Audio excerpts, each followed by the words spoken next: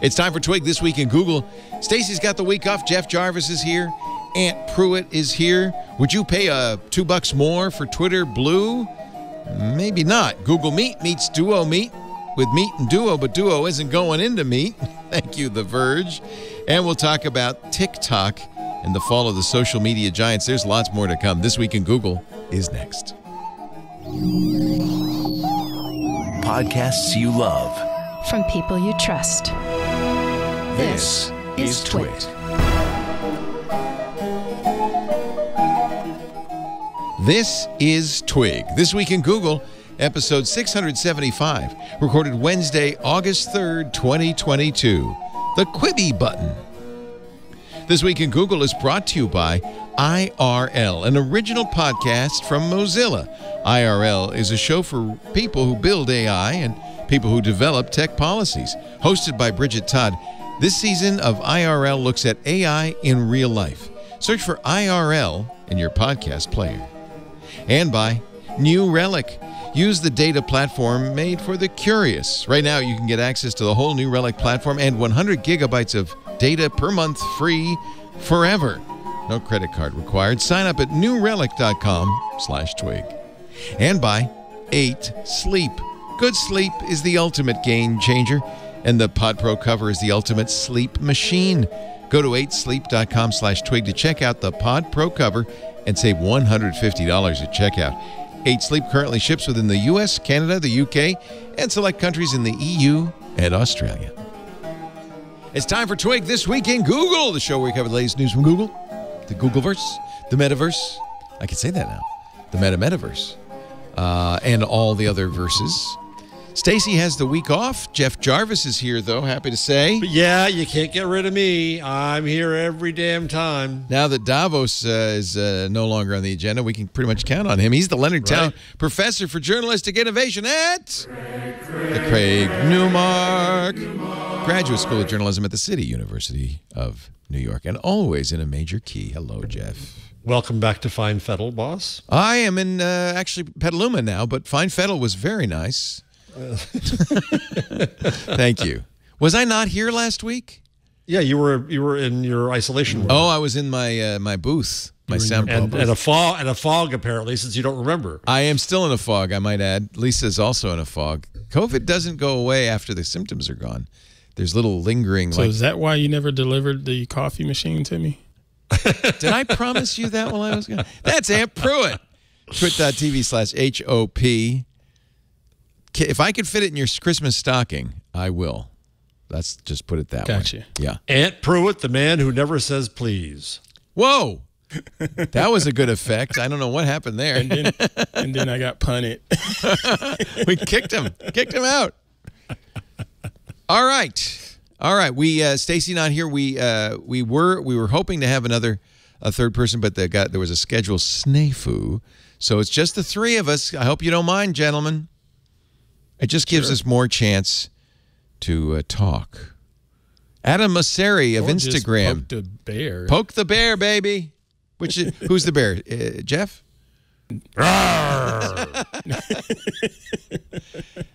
Weirdly enough, and I don't know if it's related, Nick Clegg of Meta and Adam Mosseri of Meta's Instagram are both moving back to the UK. Actually, Adam's not from the UK. Nick Clegg at least is. Mosseri, of course, is the head of Instagram, a.k.a. TikTok Lite. TikTok wannabe. TikTok wannabe. I love the Vanity Fair headline. Mark Zuckerberg and Adam Mosseri just need you all to stop being big babies. Just knock it off. In recent addresses to both Meta employees and Instagram users, the executives got uncharacteristically unapologetic, asking everybody to get with the program. That's like, remember when Newsfeed was introduced and people got mad about it, and Zuckerberg said basically, tough.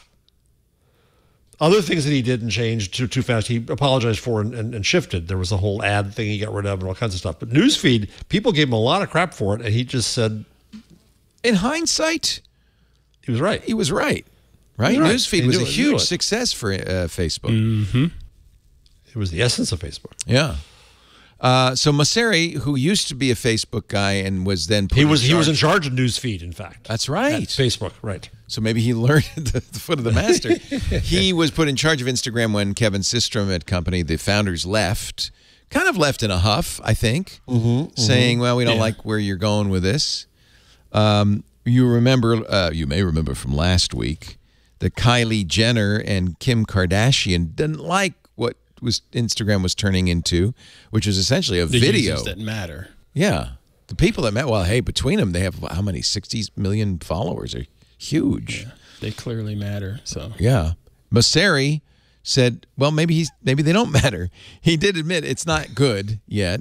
But he I think was dodging it because he was actually talking about this A/B version of Instagram they were testing. That's always their excuse. We're just testing. Only a few people have seen it. You're all overreacting. It's not ready. But I think even those of us who are using the plain vanilla Instagram really notice that Instagram is favoring videos, right? And all videos are now reels. And it's all very obviously because of the success of TikTok, and Instagram is looking more and more like Aunt Pruitt is not happy about it, and that had an impact. right, I'm not happy about it, and it impacted. Okay, sure.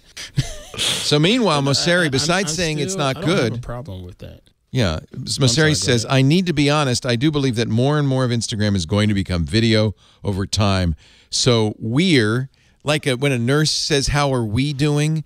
So we're going to have to lean into that shift. Which Vanity Fair says, that's tech exec talk for, yes, so I'm going to keep doing me. Sorry to you. It's actually so toxic, you're even mad at me right now. You know, the thing is, all of the videos that are being served up to me from the algorithm are from people that I don't follow. Well, that's my big problem. It does look a lot like the content that's on TikTok. Yeah. I mean, it's a ton of them. So maybe it is a trend that they're seeing. So they're figuring, all right, let's just lean into it. Not that I particularly care for it, but if they're seeing the data that more people are recording and trying to post similar TikTok-like stuff, I mean, why not just go ahead and leverage it, I guess. There was an interesting discussion today on Twitter with Siva Vaidyanathan, and Dana Boyd got into it, others got into it, I'm trying to find it, where Siva said, I think it was Siva started it, saying that social networks aren't social anymore, that's gone. And and the interesting thing was that it's now, and I disagree to an extent, because everybody uses these things for different reasons. Well, didn't we read that article last week that said social's over? It's the end of social. Yeah. That was what we talked about your last social week. is now your private text messages that you have in your group Discord text, I should say. has become your real social. I'm not. Yes, in many, I think that's the business model of these companies, is to have people create media and content, and to try to get large audiences on their own. But I don't think that's how everybody uses them. Some people just talk to their family or their friends. I watch how my sister, the Reverend Jarvis, talks to people on Facebook. She's not trying to find an audience of millions. She's talking to her former parishioners, and that's what she does. So, of course, they're absolute right to do whatever they want with the platform. But what happens is that people like you and me, who like still photos, are kind of cast aside in favor of the TikTokification of Instagram. And you're right. I see that. Is what's funny to me is I see a lot of the people I see on TikTok. I see them now. In fact, sometimes even exactly the same video, like this Salt Hank guy on Instagram. Yeah. It's like for many creators. I mean, and I don't blame them. Creators shouldn't care at all. They just put it wherever people will watch it. So I understand wherever that. the traction is.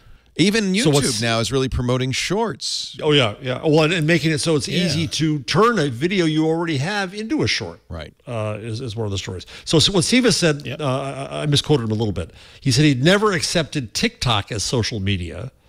And he's not sure why others have. It's full of UCG. It's creators. UGC. It's creators. It's creators. Yeah. And so he says that by mimicking TikTok, Meta is giving up on social. Now, I disagree to this extent about TikTok. It is the one platform that does enable collaboration, and that is a social act. It's not a social graph, but there's another piece that makes it social that most people don't see, but my son has explained this to me. The comments are super important. Somebody said that, yeah. And he gets all of his feedback and tunes all of his videos very successfully, so he's over 2 million followers, to what he reads from the comments. And so are there nasty comments too, or is it he's surprised. He expected more because he's seen my life, and he was actually very surprised that there were far fewer than he expected. He gets a few every, of course, but much better than, say, YouTube comments, which are kind of notoriously awful. Yeah. The TikTok comments are very positive. A lot of it is young women offering to marry him. I wouldn't. Because, hey, you cook. I think what a catch. I think, who knew? If I had only known, if I should have highlighted the cooking, I might have done, well, actually I did fine. But that's what I think. It's interesting, yeah. But he says that's very important, and that is absolutely social. And also I'm not sure all TikTokers do this. In fact, a lot of TikTokers don't. But he interacts very much with his comments. He's always responding to them. Furthermore, and it's not just the sharing. There's collaboration. So he's very aware of other cooks he's a cook on TikTok. Other cooks on TikTok, and does collabs. It's kind of more like YouTube. So it's social, but see, then that's social with creators only. So maybe that's not fully social. But I would say for Henry, TikTok is absolutely a social platform. And he's using Instagram much the same way. Although, now that I think about it, his Instagram account used to be much more his personal Instagram account. Now it's the Salt Hank Instagram. Now it's turned into marketing. Yeah. Can I be so bold as to make a suggestion to the young man? Yeah, go ahead. I do it all the time, but it doesn't matter. It doesn't matter because he knows. I was going to go as I usually do, to TikTok and look for Salt Hank and get mad that they don't show him to me often enough. But instead, I just Googled him and I go to Hank's Kitchen, which of course is where he sells the salt. But there's no links there to his social that I can find. I don't know what Hank's Kitchen is. I don't think that's him. No, Hank's.kitchen. It's his salt. Go look, Dad. No, his salt is salthank.com. Well, if you go to Hanks.kitchen. Well, he's got to redirect, sir. Hanks.kitchen. Sure okay. Does. Good for him. That's good. He's got another. Oh, yeah, that's him. Yeah. He has a. He used to have a link. Oh, there it is. You're so old you can't see the little tiny TikTok logo there. Down in the bottom. You really are a boomer, aren't you? I am. Oh, man. I have. By the way, young man, you got to be nice to us old people. As with all dads, I am, I go over and I can't even help myself. I go over and say, well, Henry, you really, and then I catch myself doing it. And it's like, come on, knock it off. I come from a different generation. Even though podcasting seems to me be modern and new, it's not anymore. And he knows what he's doing. He really, I can't. Oh, he does. He does. Clearly knows what he's doing. So I can't advise him, but I was a little hurt because Lisa met somebody in town who says, "Oh, I love Hank's cooking." She says, "What do you mean?" She says, "Oh, whenever he cooks something, he brings it over." He has not once. We're in the same town. Not once has he brought any of his food over. He promised when he heard I had COVID. He said, "Oh, I'll bring you some pozole." Didn't happen. But apparently, hey, he's bringing it to other people. He's feeding other people. Was it a young woman he was feeding? Yeah, you got it. Very good. Okay, all right. Well, Leo. Yeah, Leo. I know. I'm an old guy. You were talking about it not being as social anymore. It made me think a few minutes ago about the concerns I had with my family, with them being youngsters and access to social media and how dangerous it could be. What does that mean now with the platforms like Instagram and well, I think, isn't it less dangerous if, like, for instance, Discord? And didn't you say you have a family Discord, like that they all? We got a Slack. Or Slack, that's right, Slack. So that's not as dangerous, is it? Because it's only invited people can participate. Only invites, yeah. So you can post pictures of the kids. You don't have to worry about somebody smacking on them or anything. Mm-hmm. But at the same time, they have half a brain to know, I can just start my own new instance of Slack and Sure. something and just lie about my age if I have to. Sure. So I wonder if there's still anything if there's anything like that happening, and if we're in danger of having some type of scary stories coming out of. Ant, have you be ever careful with heard these of Discord something servers. called a Finsta? Oh yeah, that's right. Yeah. I'm just That's right. I'm just teasing. Yeah, I mean, of course, kids are better than we do, Ant, about how to manipulate all this stuff. I told you, I've told this story before, when my daughter, who's now 30, was on Neopets like 2 decades ago when she was little. That was a big social network. You created Neopets, right? And she learned about web design and all sorts of stuff from it. And I said, but you got to, I did the dad thing. You got to be careful to make sure, you don't tell people what school you go to. She said, Dad, I'm a 33-year-old guy from Chicago. They know. Go ahead, Abby. They're way ahead of us in terms. This is Dana Boyd's point about this is Dana Boyd is Longman. There's people, we think that they're revealing everything and they don't care about privacy. No, they have their systems for privacy that are very sophisticated. Not everybody, and I'm sure there's some kids who really do need some oversight and some and stuff. right, and then there's hardhead Jacob who comes to me fairly regularly because he's wanting to be in fashion in the future. So he's constantly posting, fashion type content, and it's pretty easy for the bots to spot him. And so he'll come into the office and say, "Hey, is this okay? These people want to offer me ABCD."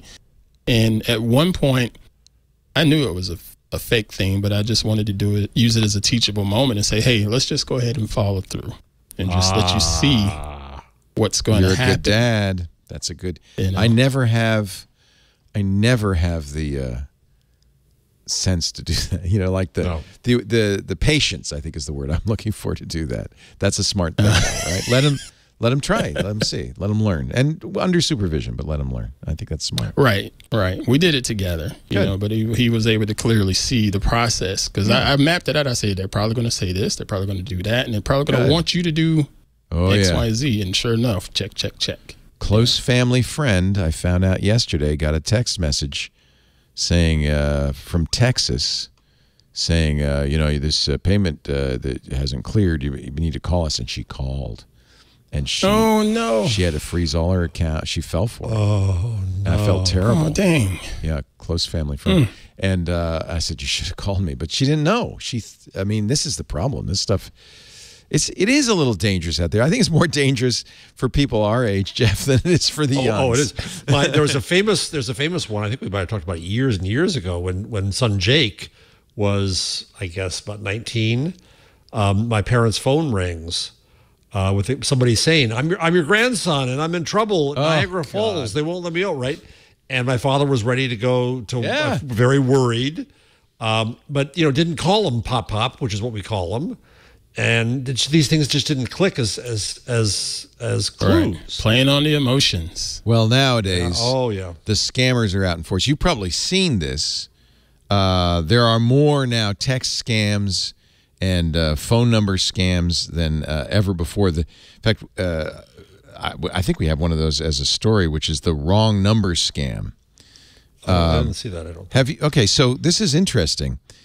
You've probably started getting messages. I have many on my phone. I can probably just pull one up that say something like, "Hey, Una, I'm not going to be able to make it in this afternoon. I hope you can get my shift covered.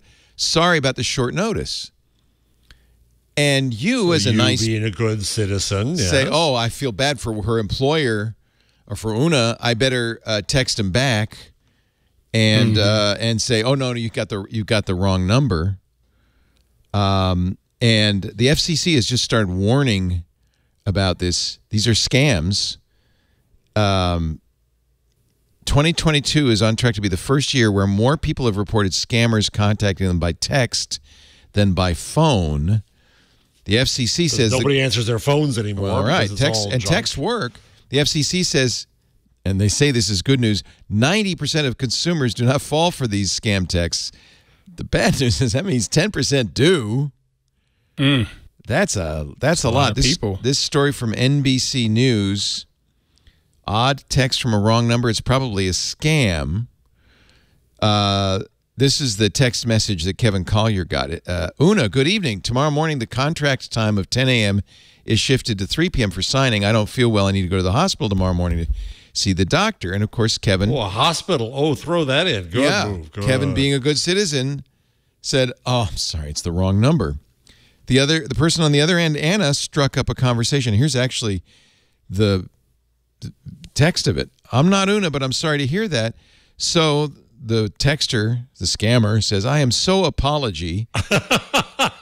Should have been your tip right there. I dialed the wrong number to send the wrong SMS. I hope I did not disturb you. Not a problem. Hope you feel better. Thank you for your concern. I feel much better after taking the medicine. You are a caring person. What is your name? And that's the hook. It's Roger. What is yours? Hi, Roger. My name is Anna. I'm from Taiwan. I live in Manhattan. Nice to meet you. Nice to meet you. What do you do for work? I'm in real estate. I work as a fashion consultant for 3 fashion design companies, and in my spare time, learn about cryptocurrencies with my uncle. There you go. Uncle Crypto. And there's the hook. And he said it took, a few minutes before she started to sell him, or investments in crypto. That's absolutely brilliant, though. You got to give him that. Yeah. But it's a lot of work. Jeez, you got to string that along. Hey, can I make an appointment for my dog at your salon? You might be tempted to say, oh, no, you got the wrong number, and just don't, which is fine, but don't get involved because they will draw you in. I get these all the time. Usually they're not working that hard. You don't? No. I'm surprised. I don't. I get other junk, like a lot of expletive products. Oh, really? And stuff like that. Yeah, just try. They're right up front. Just wanting, I have a bunch of them just say hello, or here's one from a 601 area code. What are you doing? Now that's it. And I guess if you were lonely, especially an older person, you might respond to that. But this, what's funny? I get messages like that on Instagram, direct messages here. Yeah, here's one just come in yesterday. My name is Lisa from LA. Yeah. I'm a senior account manager in Bitcoin mining. Have you heard of Bitcoin before? Well, at least she's honest. Have you ever heard of Bitcoin? At least she's honest. I get a lot of those. Yeah. A lot of those. Not in my SMS, but that's why I tell people don't DM me on social, because DMs on social for me is just a flat out mess. I'll never see it. I'm pretty good. I get the simple, Angela X437100006 and a certain busty picture that just says hi. Yeah.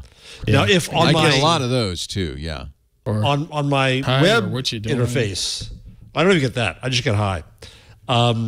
So on my web interface, I report it because I want to be a good citizen to Twitter. To try to report it on the mobile interface, oh my God, they want you to hire lawyers and start a trial. It's ridiculous.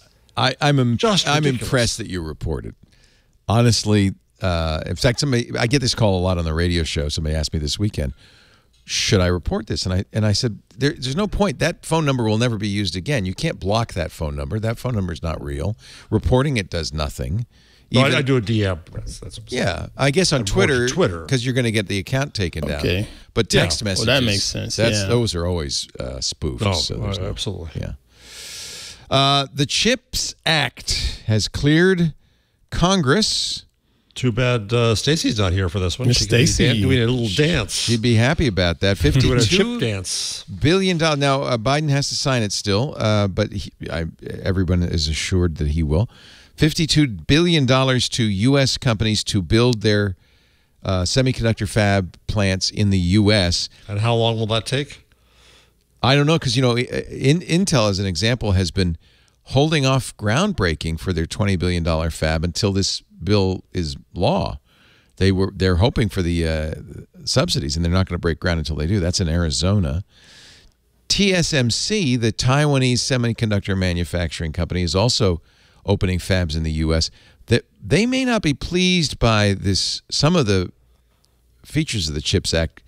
One of the features is you cannot, if you take this money, invest in fabs in Asia, which, if you're the Taiwan Semiconductor Manufacturing Company, probably is a non-starter. I don't know. What do you think? We talked about this over the weekend. We had Shoshana Weissman on. You know her. She was on this show a few months ago. She's great. You've stolen her for I have Big stolen Table her more often than we've had her on. No, she's been on once on each show. No, that was just All once. right. Oh, okay. It's fair still. All right. One of you will win. No, we love Shoshana. Partly I like her because she's conservative. Yeah. And so it's nice to get we're all kind of a pro-business view. We've got the moderate with Ant and the leftist, commie with Jeff. But I think it's nice to have some. And she does work for the R Street PAC. And she said, and I don't disagree with her, that while this makes sense kind of on the face of it, when government pours billions of dollars into an industry, it's like putting your thumb on the scale. It kind of changes the economics of the industry. And, maybe we do need to do this to keep competitive, because China is certainly doing it for its chip manufacturers. But on the other hand, you look at the subsidies in so many other businesses, especially farming and agriculture, and you can see how it really does kind of shift the scales of economics. So I think it's a good idea. Bernie Sanders criticized it for serving as a blank check for semiconductor companies that are already profitable. He might have said that before Intel's quarterly earnings last week. They announced they'd lost nearly $500 million in the quarter. So profitable, not so much this year anyway. And the strategic issues. That's where I think it's important, is that versus China, we are too dependent on their I agree. manufacturing. I agree. Yeah. All right. That country has us on a stranglehold. I mean, we couldn't even get cars for the most part. Right. As big as a car is and all of those moving parts, but that one chip is totally shut it down. Yep. My uncle works for the dealership as a mechanic, just like his dad, my grandfather. And, for the last year and a half, his whole story, every time I talk to him, is like, well, there's no cars on the lot because we just can't get them. And when they do get them, it's just a handful of cars at a daggum big car dealership. And it's bizarre to see something like that. Everything is just a used car, and even that is overvalued now because they're here and they're available and they're a hot commodity because people need vehicles. But a new car, can't seem to find those. The bill gives the Commerce Department $10 billion for states and localities to build out regional technology hubs, mini Silicon Valleys. It's not a lot of money as the budget, the U.S. budget goes, but can you do that? Can you just say, let's spend a couple $100 million and create the next Raleigh-Durham triangle here in beautiful Paducah, Kentucky? I don't know if you can do that. I don't know if it works that way. They also, and I would agree with this, gave the National Science Foundation billions in additional funding for semiconductor manufacturing research and workforce development programs. And that, I think, is probably well spent. But anyway, big bill, got through. And since I'm the House liberal, stuff is happening from the Biden administration. Which is... Yeah. The U.S. is going to stop TSMC and Intel from adding advanced chip fabs in China, however, as I mentioned. And that's interesting because I guess when you give somebody billions of dollars, you could probably say that. I was going to say, is the government basically saying, hey, not on our dime, you won't? Yeah, well, no, that's not the question. The money that they give them will have to be used in the U.S., but TSMC, for instance, if they take that money, and I think they did, won't be able to substantially upgrade or expand its existing facilities at all. Oh, the existing. Okay. Gotcha. Yeah. Which means, I think that means they have to turn the money down, because that is they're the number one chip maker for Apple's iPhones, for instance. Anyway, we'll see. I guess you could put it differently. You could say, we're going to give you money and we don't want this to go to China. Well, I think that's a given. Like, this money is going to be to build a plant in the U.S., fine. But they go farther and say, and by the way, if you take this money, you can't spend any of your money to do anything in China. And I don't... Well, because it's fungible in a way. I guess like it Intel, is. either That's a Intel good needs point. this plant or not. Right. No, that's a good point. Right. And so they're waiting to get the money before they well, okay, so let's say the bill doesn't pass. What, Intel, you're not going to build a chip fab plant? Right. Really? That's a good point. It doesn't really matter. Actually, speaking of this, Huawei, we talked a lot of this on Sunday as well. As you remember, this has kind of been going on since 2018. The Commerce Department at first, then Congress, and eventually the Trump administration said Huawei networking gear should not be used in any facilities in the U.S., and other countries have said the same thing. There was kind of a weird story in CNN this week, a CNN exclusive, that on the face of it, if you read the headlines, kind of confirms what the Commerce Department and the Trump administration has said about Huawei. CNN exclusive. FBI investigation determined Chinese-made Huawei equipment could disrupt U.S. nuclear arsenal communications. That sounds pretty bad, except the word "could" is maybe more important in there than anything There's else. a lot of work, that word? They're really pushing the "could" because it, in fact, is more like, well, it's very near. These equipment's being put in very near nuclear installations. See, look, here's a picture of a missile silo and a cell tower just a third of a mile away. But we cannot confirm or deny ongoing investigations. We're committed to securing our information and communications technology and services supply chain, the Commerce Department spokesman said. I understand. Is the missile run like IoT over a cell phone line? It seems to me that, yeah, you're probably not using that cell tower.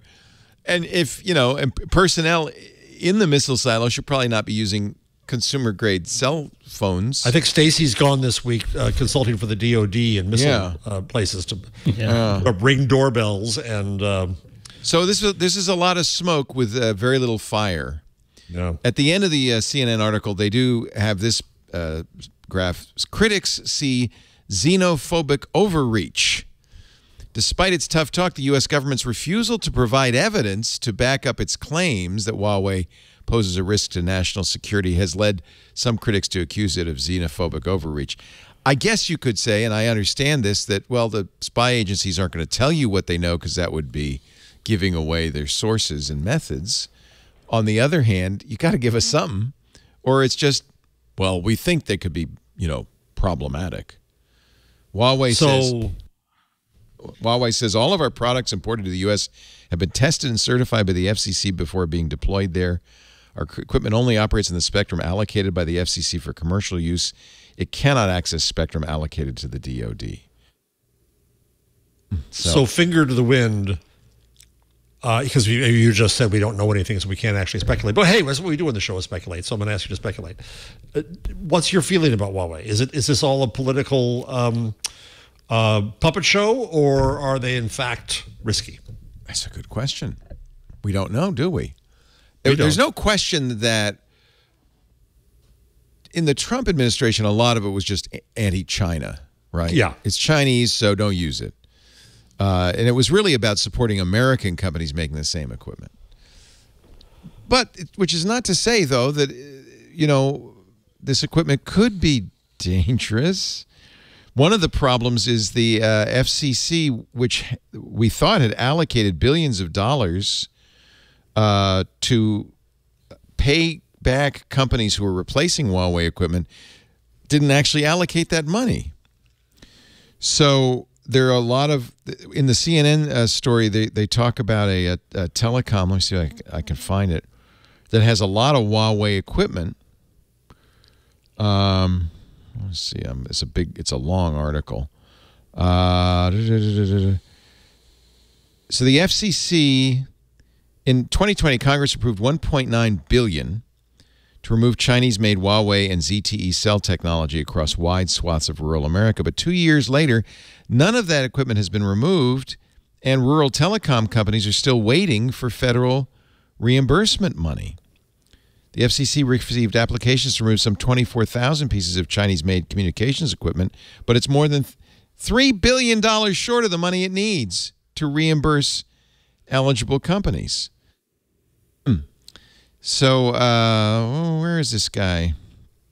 there's this small telecom, Viaero,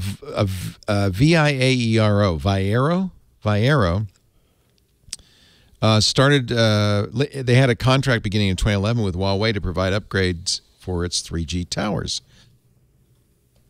A decade later, Huawei tech is installed across its entire fleet of towers. Viaero towers, roughly 1,000 over 5 western states. So, in response to the Commerce Department, Viaero is pulling it out, but they said, but we're not going to get... Viaero CEO Frank DeRico said it never occurred to him that cameras could be a security risk. They're cameras, by the way, some of them. There's a lot of missile silos in the area we cover. There's some military presence. I was never told to remove the equipment or make any changes. These cameras are basically for monitoring I-25 traffic and weather together and advance tornado warnings. But they were also inadvertently capturing the movement of U.S. military equipment and personnel. So there's some concern that China could be actually tapping into these cameras and seeing this. So DeRico, being a good American, has decided to rip them all out at great cost. And he's not going to get reimbursed. So FCC ordered telecom companies who receive federal subsidies to provide cell services. Companies like Viaero must rip and replace their Huawei and ZTE equipment. DeRico said the cost of rip and replace is astronomical, and that he doesn't expect the reimbursement money to be enough to pay for the change. He's expecting to receive half the funding he's actually due, but he's going to remove it anyway. It's difficult, and it's a lot of money, but he's a patriot. And so he's going to do it anyway. It's not going to be easy, said DeRico. I'm going to be up nights worrying about it, but we'll do what we're told to do. But you know what? These cameras are public cameras on the internet showing traffic. I'm sure the Chinese also have very good satellites covering the same area. Yeah. This guy, I feel bad for this guy. It's unclear, you know, he wants to do the right thing. It's going to cost him a lot of money. Anyway, interesting story. I'm no fan of China these days for matters of obviously. Politics and human rights and freedom of expression and all that. I'm reading a book now which I'm disagreeing with a lot, but I think you might find very interesting. Have you heard of this one? Four Internets. Kieran O'Hara and Wendy Hall. I'd read their paper and quoted it in the Gutenberg book, and then they came out with a full book. This was the SplinterNet paper, right? Yeah, basically. They said that we have the American, the four internets there's actually five.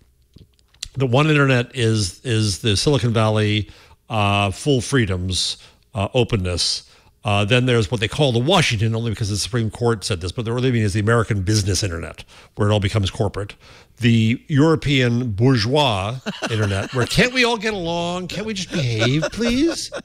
And then the Chinese, they say paternalistic internet, which I think is being very generous, charitable to the Chinese. Yes. And then the fifth is the Russian, let's screw everything up just for the sake of screwing it up internet. And I think that their taxonomy kind of falls apart in places, but it's still a really interesting analysis. I give them this. Get into the Chinese part, you know, the fact that they call it paternalistic, and some people, you do hear people here say, maybe we need to be more like China and control things. No! But there starts to be that belief is we need to do something must be done. We must control this internet. Maybe the Chinese are onto something, which scares me to death. And the other part of it is the business side of it, of course, which is no American company can go into China. Everybody, including Rupert Murdoch, who's tried, and the New York Times have failed, and Google and Facebook couldn't get in.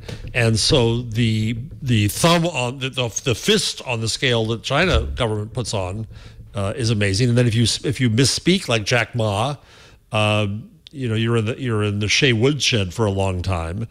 So it's not an internet that I want, but interesting to analyze it. I think it's only really a problem, to be honest, for companies that want to be across all those internets, like Google. It's challenging for Apple, Google, Microsoft, Meta, because they want to operate. But that becomes in all a problem these for us Because Why? then you end up with the lowest common denominator of freedom and the highest common denominator of regulation. Only in those companies, though. I mean, we still have our own internet, don't we?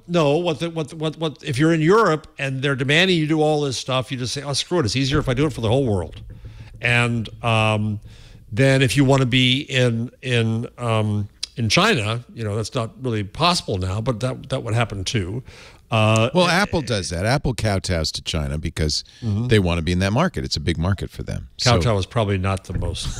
Actually, it's exactly the right word. I know it is. Wow. Probably.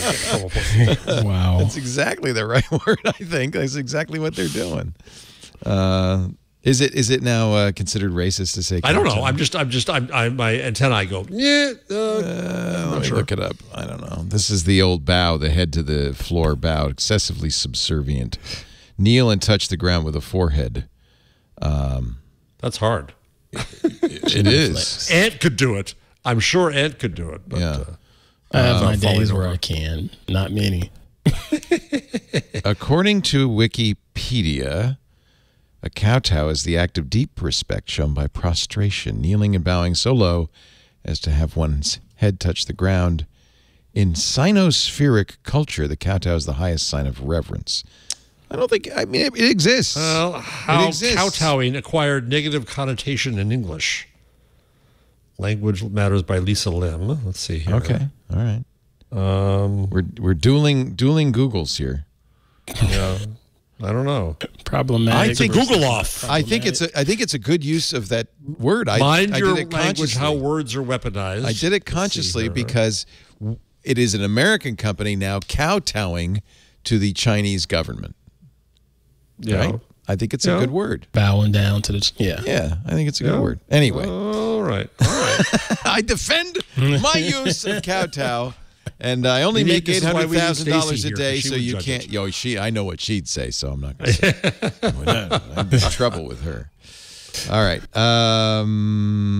Yeah, I mean, you're right. I mean, you don't want lowest common denominator internet, but at the same time, I don't think it's a bad thing to be regional and to have an internet in India that serves India as opposed to... That's a really interesting question, Leo. So if let me put it back to you this way: if you were Facebook starting today, but if you were starting something that wanted to be international, wouldn't it be better to not, since Facebook started at Harvard and then went out to universities and went out to the country, right? If you were going to launch in that way, wouldn't it be better to say, I'm going to run a different Facebook in Germany than I run in Indonesia and Malaysia than I run in the U.S.? And that, is it possible to have a worldwide service, or that was a mistake? Well, I mean, I think that's who complains mostly about this Splinternet is the companies who cannot then do business across all those borders. I have a podcast network that is basically American-centric. We have listeners all over the world. Great. Who I've met all over the world, by the way. Which is I've wonderful. I've been in Munich and Australia where people come up to me on the street saying, oh, Twig. But I don't have That's aspirations. In fact, people ask me, we should do a Spanish language version of Twit for South America.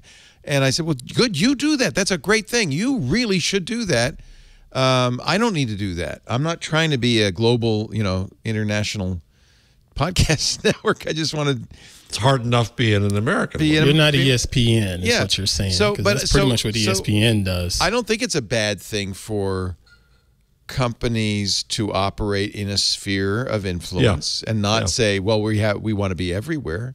It's a hard thing to do. I feel bad for companies like Google that are trying to, appease Russia.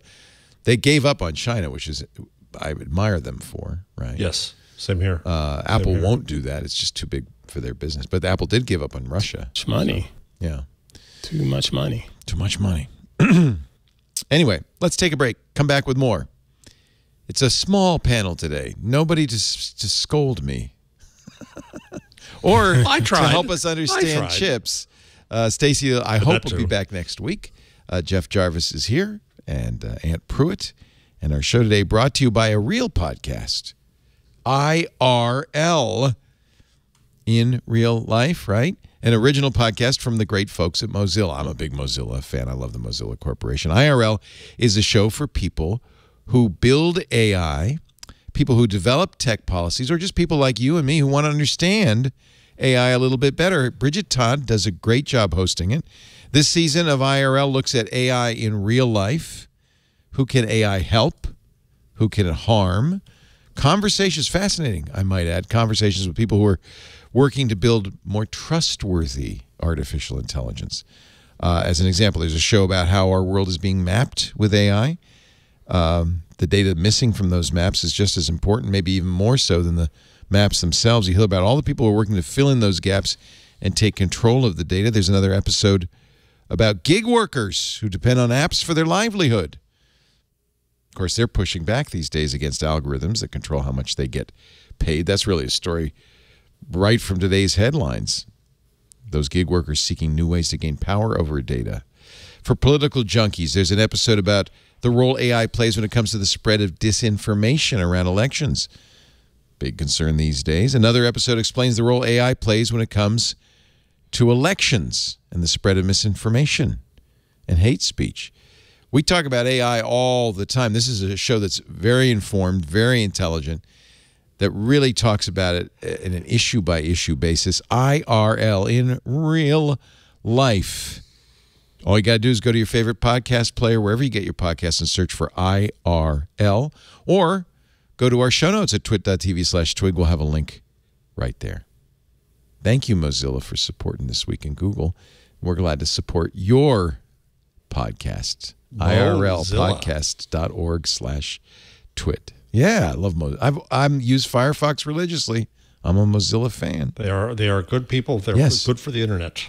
Yeah, one of the reasons I really choose to use Firefox is because otherwise everything's Chrome, or WebKit, I guess, if you're an Apple person. But Chrome is becoming the, and as you know, monoculture is bad for every living thing, including the internet. So I like to support an open source tool like Mozilla that doesn't use the Chrome engine, the Chromium engine.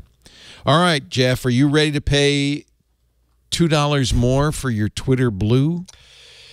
I am. Interesting. So yes, Sunday we had a poll of it's not all the panelists who said, "No way, we're going to pay $5 instead of $3 for Twitter Blue." Do you buy? Are you a Twitter Blue guy? Sir, I was formerly a Twitter Blue person. You dropped it about a week and a half ago. My card expired, and I just totally forgot about it. And I got my new card just the other day, one day last week, and I saw my notification about my Twitter Blue subscription had failed. So I was going to go back in and reactivate my said $3 subscription.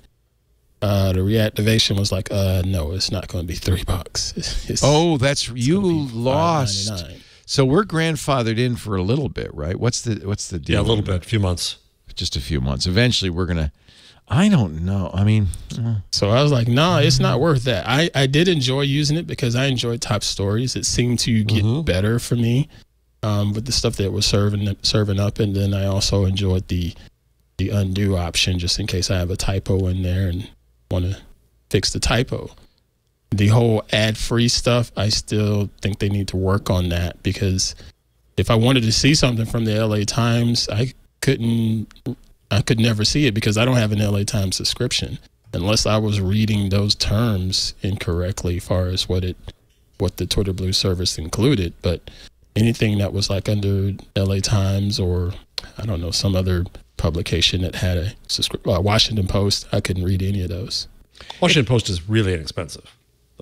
I buy the Times, I buy the Post. Because I did try to have a Washington Post subscription at one time. Yeah. I don't. Okay, so I'm a little angry because I loved Nuzzle, Jonathan Abrams' really great tool for news people that took your Twitter feed and then took the news stories out of it and it didn't have any tweets, just the list of news stories and the people who tweeted about it. So you could, I guess, read those tweets if you clicked. And then it would show news from your friends of your friends and then news from people you don't know. And you got it. So I loved that. Twitter bought them. And now they've buried it behind that paywall. So I don't know. Is it worth $5 a month? Because I don't. Yeah, like you, I don't care. I about also the- use it to back up on tweets, even though the UI is not great. You mean to change your to like change Change tweet to say, "Oops, yeah, I have a typo." So it's just, but that's just I find that that's a useful. discine thing because all you have to do is I'm look at your sloppy, tweet Leo. for a second or I'm two sloppy. before you No, I send. don't do that. I know, but I don't do that. So all right, you use that. There are those ad-free with Twitter Blue links to some stories. I don't find it enough stories to make it work. Is that working for you? That feature? Well, let's see. See, I already pay for the Washington Post. Because you see, it's got that little That banner blue thing? right there. Yeah. It's provided. Yeah. But I pay for the Washington Post, so here, the Rolling Stone. But I would think that this article would be free anyway. Is Rolling Stone behind a paywall? I don't. Oh yeah, it is. Well, It I don't is. know. And see, that's why I also assumed that little banner meant that you're seeing No. it there in your feed without having an ad presented to you Oh. in the feed No. first. That's what I sort of assumed that's what they No, meant. I thought it meant But I you don't could know. go to the site, and then if you click that link, that site would be. But see, there's no difference. No, Ann's right. No, it's It's the just the old, content there. scroll version. Oh. Is you see if you subscribe, you see it without an ad. Oh, okay, That's all that does. That's the scroll. That's the Okay. scroll Ad-free. feature All right. that Tony Ad-free. Hale did. okay. Yeah, it's So ad-free. I find this useful. They did add that feature where it's not just people you follow, but the people they follow, which I guess because I'm living Those in a are what's bubble great. is exactly the same stories. So maybe if I didn't live in a bubble, it wouldn't be that way. I find that useful, but I don't know if it's $5 a month useful. No, not for me. Not Well, for me. it Maybe depends. for Listen, if- other if- journalists. if Elon Musk owns it, no effing way. I'm not giving him a penny. I'm not buying a Tesla. I'm not giving him $5. But it's almost as if, the reason I subscribe to the Washington Post and the New York Times is to help support them. I It's want not to just support to- them. Just yeah. supporting. I wanna support Okay. Twitter. I respect All right. that. I didn't have a problem with $3, not at all. For some reason, that extra $2 just grinds my gears. I guess I don't want to give them. I'm right there with you. I just don't want to do it. But I guess I don't know. I probably will.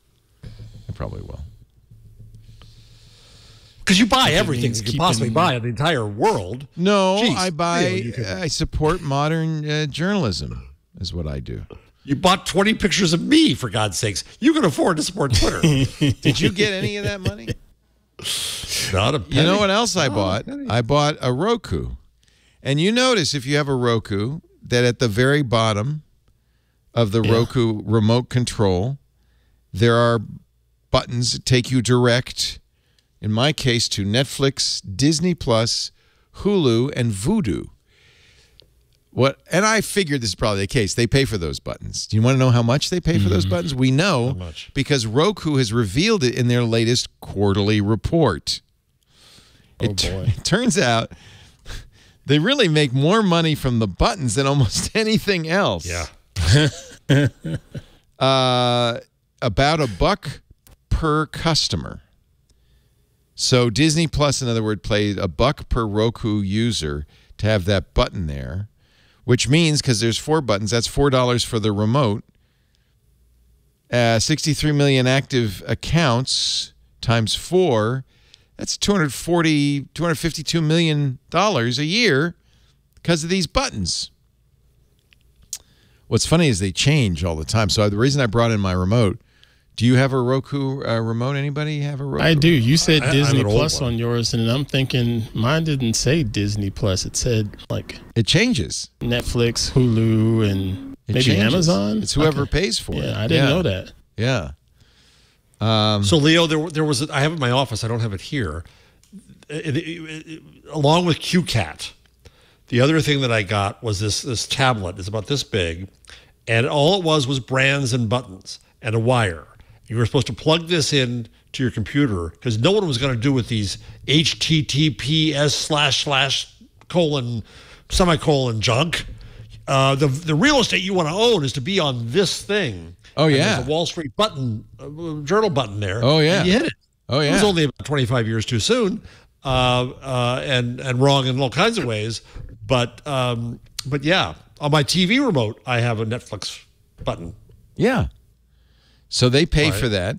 In its most recently quarterly report, Roku was bemoaning the loss of button revenue. Wow. That's an entry on the ledger. The company said it had to adjust its forecasts because people haven't been buying as many Roku devices. According to the company's CFO, the main reason a dip in player sales affects its forecasts, this is from The Verge, quote, would be a lower expectation of button revenues in certain deals where we've sold those deep link buttons on the remotes. They are losing money this quarter because of loss of button revenue. So, what's the But proportion? isn't there What's some the type total of revenue? forecasting in place? Isn't there some type of forecasting in place when you look at the pandemic and people were staying home, or so those that could afford it probably bought another television to maximize. Yeah, but then the there's streaming there's a television recession. experience. And then it's now there's a right. recession. Then there's a recession. Then there's those people that just bought one probably are not going to buy another TV for 3 to 4 years or so. Are they not forecasting any of this stuff? Well, I'm sure they are, but they're not, they either didn't get it right or they knew it was going to happen and it happened, right? So, Jeez. So anyway, according to this piece in The Verge, and I should give credit to Mitchell Clark, the current buttons are Netflix, I got that, Disney Plus, and they've replaced my Hulu and Vudu buttons with Apple TV Plus and Paramount Plus. That's three out of 4 pluses. Vudu is what's on mine. You got Vudu on yours? Amazon. Yeah, I got Vudu and Hulu. By the way, this is the Pro remote that costs a dish you buy separately. It costs more, but it's still got the 4 buttons on it. It's still got $4. Can you buy a remote without the buttons? Yeah. But the buttons No. are actually useful, except for Voodoo. Well, I am never going to Vudu, that's for sure. I'm Mitchell- the idiot that never uses those buttons. Mitchell says, I like to imagine that someone once received the worst remote ever, only featuring buttons for streaming services they never use, like Sling, RDO, PlayStation View, and Quibi. Wow. I'm glad mine doesn't have a Quibi button.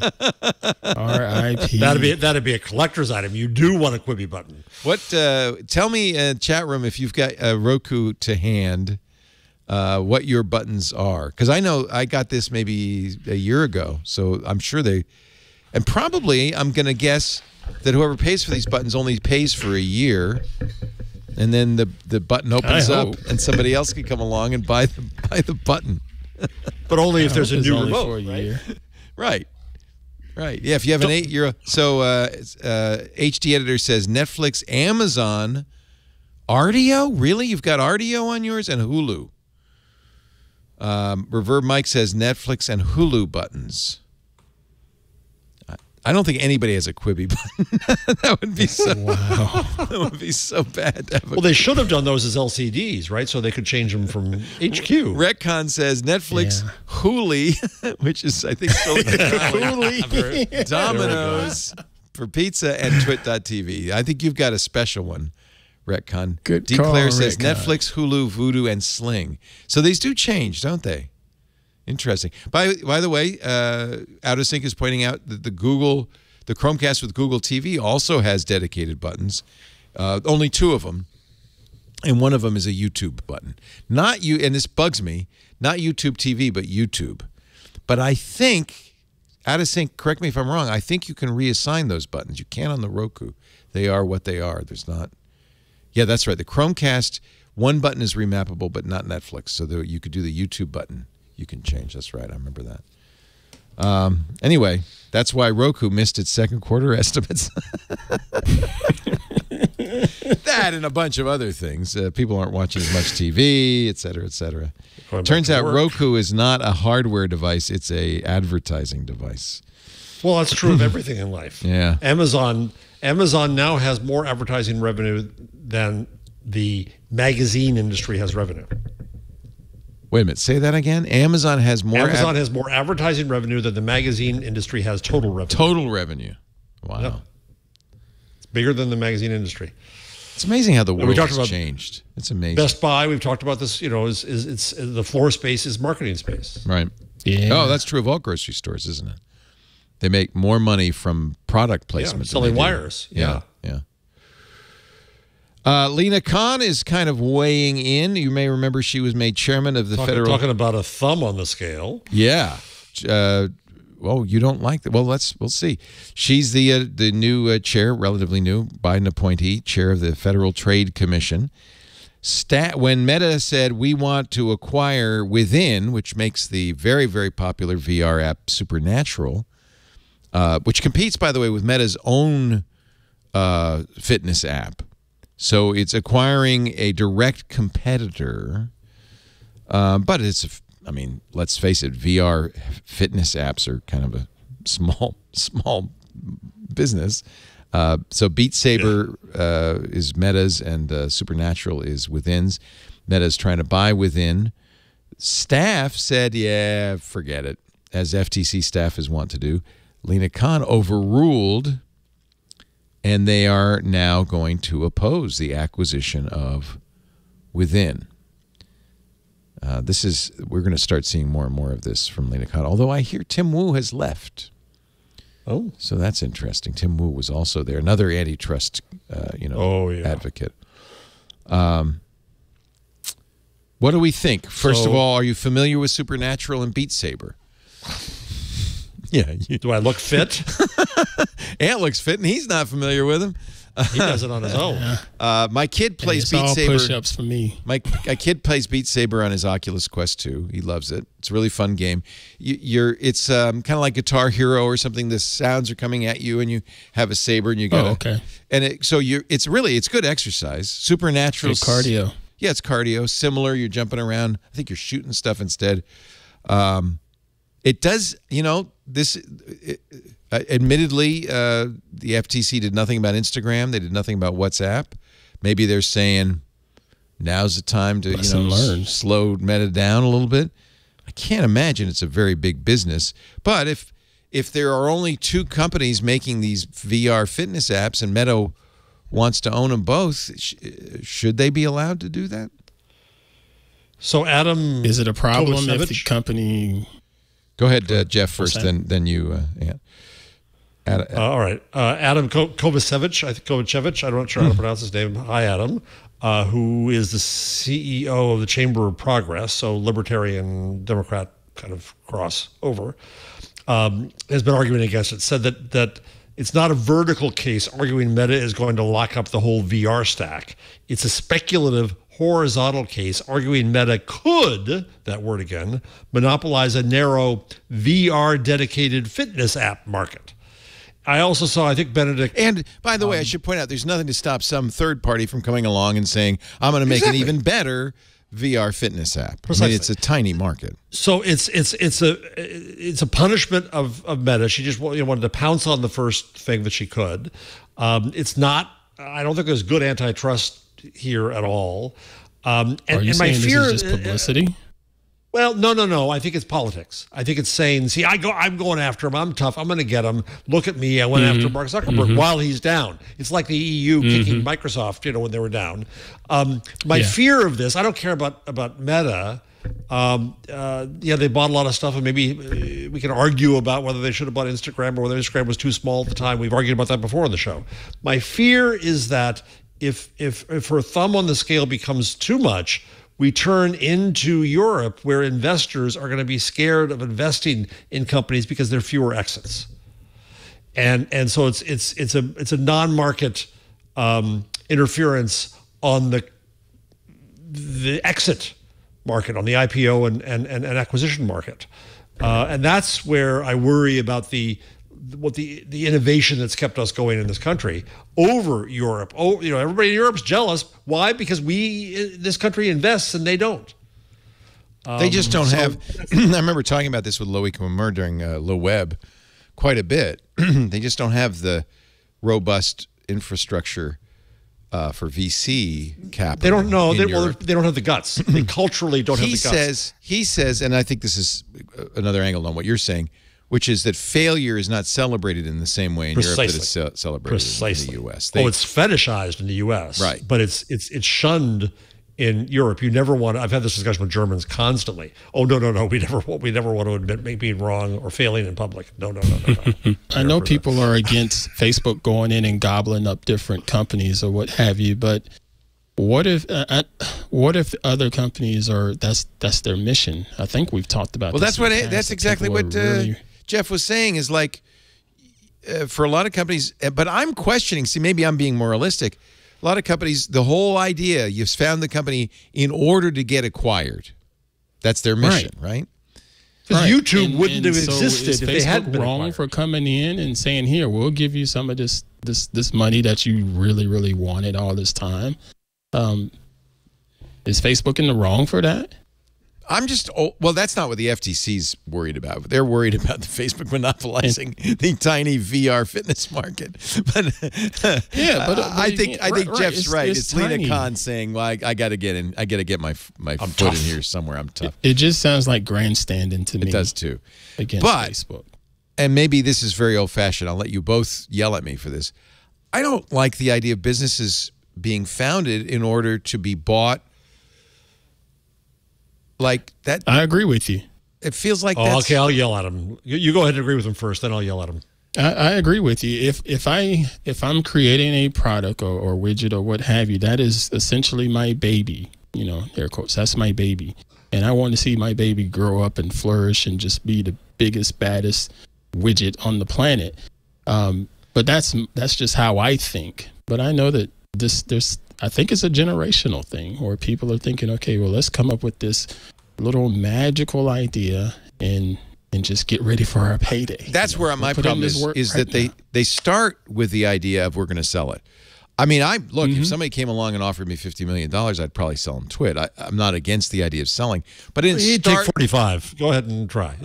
Yeah, let me know when that happens. No, 50. But because I got to save some for Ann. But I feels funny for me to start a business with that as your intent. But maybe so let me give you two scenarios. Okay. Where it makes sense. YouTube was in no possible way sustainable. It could not last much longer than it did. Right. It was a great idea. About to be sued out of existence. Yeah. Everything. And they couldn't afford the bandwidth. They couldn't afford anything. Right. But it was visionary, and they had to find a buyer to be able to live. Right. Waze I depend upon Waze immensely. It's great. It made it on its own, and Google left it independent, working inside.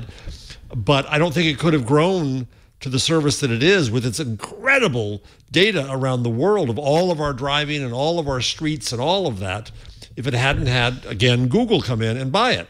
So I think there is a position where you start something, because if you tried to start Waze within Google, you'd end up with Google Maps and it didn't do everything it was supposed to do. You're better off starting some things outside. And look how many people leave big companies to start it, then only going back when they get bought, because they have more freedom outside to do it. But they know that they have a long way to go to get to sustainability. And the path to sustainability independently, yeah, maybe you get richer, but you also end up with awful boards of horrible VCs and a long time, and it's a pain in the butt. And sometimes you're better off inside the firm. So I don't think it's always a cynical act. It can be, which is what you're saying, is we'll come up with this thing and that's that.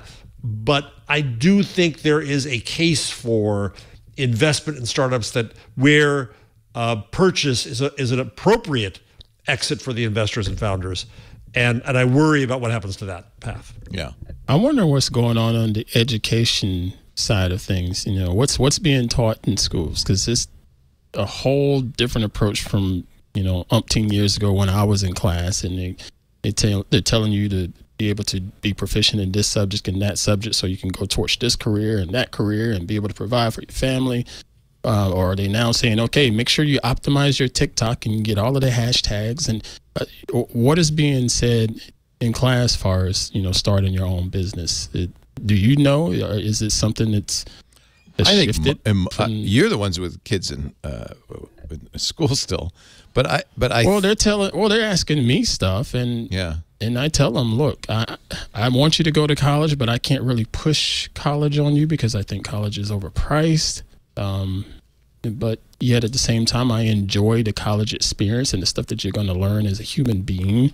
But you don't learn unless you go to business school. You don't learn entrepreneurship. You go to a journalism school and learn it, because after all, I do head the Townite Center for Entrepreneurial Journalism. It says it right here, entrepreneurial. Right there on Here. the card. But it says that You've got it laminated. the too, reason it says that is because most of the time it's not entrepreneurial. Absolutely. Right? Absolutely. Most J schools are not. And so it's in it's in It's an exception. Exception. Because yeah. we're exceptional. Yes. I don't know. I guess what we should do is get some venture capitalists on, and they could probably argue the case that it's fine to start a business with the idea of having an exit. You know who'd be great is John Borthwick. Okay. Because John started, for example, he started when Twitter started, it had no search engine. And he said, well, this is ridiculous. It's got to have a search engine. Twitter wasn't doing it. He says, I'm going to start a company. It's a search engine. Guess who was going to buy them? Right. Twitter. Right. But he ended up doing development for Twitter. It was just more expensive for Twitter that way. I guess it makes sense that there are, if what we want to do is foster invention, innovation, creation, it makes sense that some companies are started with an idea like that of, well, it's not going to be a tenable standalone company, but probably Twitter would want to buy it. I guess there's nothing wrong with that. I mean, that's... And on the other hand, so I've been writing a little book about magazines, and so in it I'm reliving the start of Entertainment Weekly, and so I have my files from there, which is somewhat painful to relive, and we. The publisher, who at the time was my friend, didn't start out the long term he was, but and I had pushed it. We got favorable research, and boy, we're going to start this thing. And then Time Inc. appointed a task force to come up with every reason not to do it, so they could say that they'd done that. And so then the publisher got all angry. He was CFO of the magazine company, and he sent them a memo, which I still have, which said, "Well, damn it, this is all bull. Just give us just give Jeff and me the idea. We'll go out and find the money to do it, and we'll do this." No. We start the magazine. The magazine went through well more than $100 million lost before it broke even. Right. So in that case, we couldn't have started it outside. It had to be started inside a company because only that size. That was the last large magazine launch that will ever occur in history. Was that one? Helped kill them. Right. So some things have to start inside the company because they are that capital intensive, but some things are better if they're innovation intensive to start outside, which really sounds horribly business school to me. I apologize for that. Well, speaking of journalism, what about this? Meta started telling people yesterday, we're not going to give you money anymore. Meta had paid about $105 million they had 3-year deals with publishers. They set up 3 years ago. As part of their investment in news, they hired journalists to help direct publisher traffic to its new tab for news, and they were giving money to companies. Let me see. I think Axios has some numbers. I think it was $10 million to the Journal, $3 million to the CNN, more than $20 million to the New York Times. In some cases, you got what you get with Twitter Blue, unlocked paywall content. Meta says, never mind. Toot, toot, toot. Last stop on the gravy train. Yeah. Is that another case of the thumb on the scales, or is it important to local news? It was always baksheesh. It was always blackmail, right? And it didn't work. So if we're nice to you, Murdoch, will you shut up and stop trying to lobby governments for protectionism? Okay, if you actually pay us, we will. And I was there at the event held at the Museum of Broadcasting in New York. Campbell Brown and not Mark Thompson, the other Thompson at News Corp, the president of News Corp, up on stage. Basically, the check is practically passed, and okay, we'll be nice now. What happened after that? Australia. And the effort by News Corp to make publishers pay again and even more, and more European regulation aplenty. And so it didn't work. The news tab that was created on Facebook, Zuckerberg said at the time, well, not many people are going to use this. Like sand through the hourglass, so are the days of our lives. I'm sorry. Did I interrupt you, Jeff?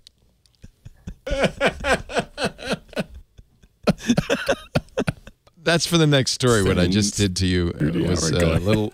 I thought I was I was going on a little too long. No, it was a little latent sound that was from the next story. You could use that as a gimmick in the future. Another soap opera from Jeff. Like sand through the hourglass, so are the days of our lives. So are the days of our lives. You know why I'm playing that theme song? I cannot figure it out. There's got to be a reason. NBC is moving its longest-running series, Days of Our Lives, off broadcast to streaming. To Peacock. Wow. They hope something will make people watch Peacock. Maybe Somebody will please, watch anything. Peacock, by the way, 0 subscriber growth in the last quarter. 0. Yeah. Not good. Surprised? No losses? Starting September 12th, all new episodes. Yeah, losing a big amount of money. Oh, no losses of subscribers? Probably, yes. This is churn, Ant. Yeah, they lost some, a whole gained bunch some. of people, and then they had to market just to get back to even. And now they're moving their longest-running show, which must be doing poorly, right? Otherwise, you wouldn't. But maybe it's not. I don't know. All new episodes of the show will debut on Peacock Daily. Peacock Premium subscribers will be able to access past shows if you miss an episode of your show. And it will be replaced by a news show, NBC News Daily, an hour-long program. Oh, that's got to improve the ratings. Anchored by Kate Snow, Aaron Gilchrist, Vicky Nguyen, and Morgan Radford.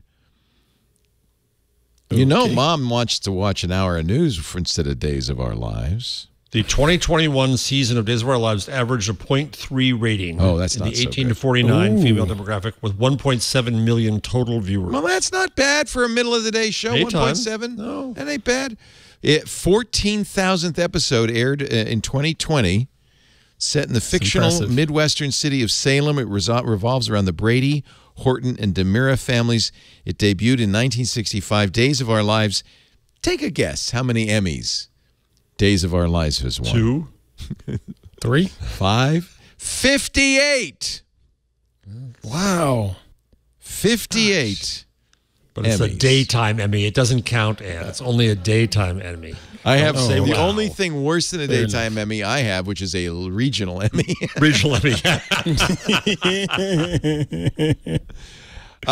Do you ever, Aunt, I feel like you might occasionally buy an occasional Dum Dum lollipop.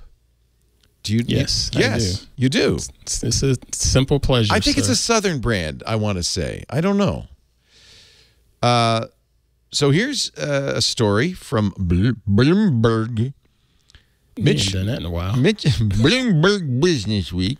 Mitchell Owens recently discovered that mysterious entities were selling bulk orders of Dum Dum lollipops on Amazon for a couple of bucks less than the price charged by his company, Spangler Candy Company, which makes Dum Dums. So he placed an order from one of the Amazon merchants. A few days later, a 500-pack of lollipops arrived on his doorstep. They weren't counterfeit, and strangely had been shipped directly from Sam's Club. It's a get ready for this, a price arbitrage scheme, which is illegal according to Amazon. They don't want people, not illegal like you go to jail for Against the rules. it. You go to Amazon jail for it. Terms of service. Sellers, often guided by how-to tutorials on YouTube, TikTok, and Instagram, scour the internet for products with lower prices than Amazon. Then they post the items on the website, wait for someone to place an order. Wait, they don't even buy it yet, right? No inventory.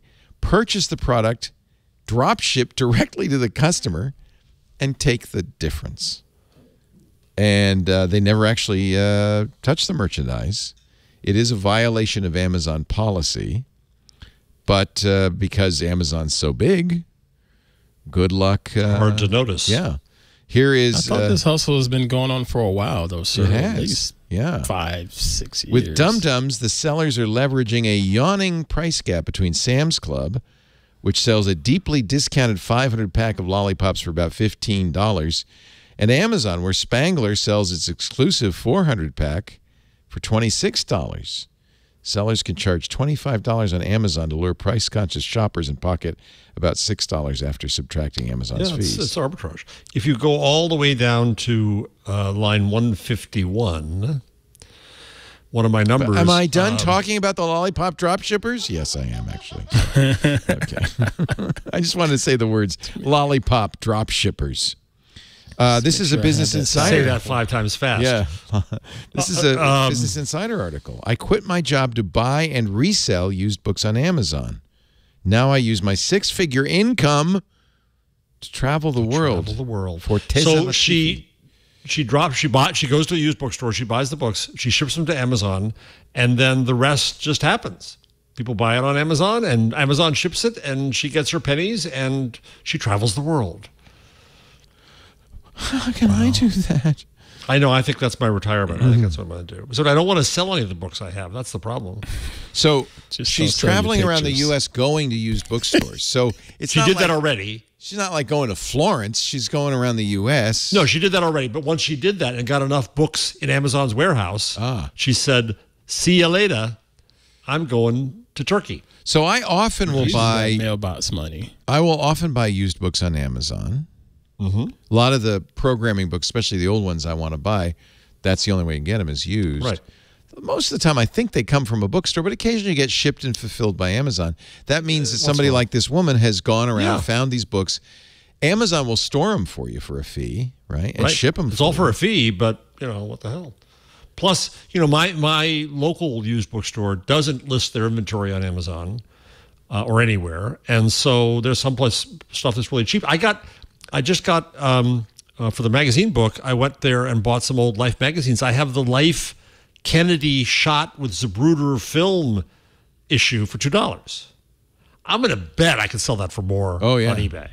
Well, I have this fine picture of a handsome gentleman, former TV guide critic. If somebody's going to buy, if some schmuck is going to buy even that.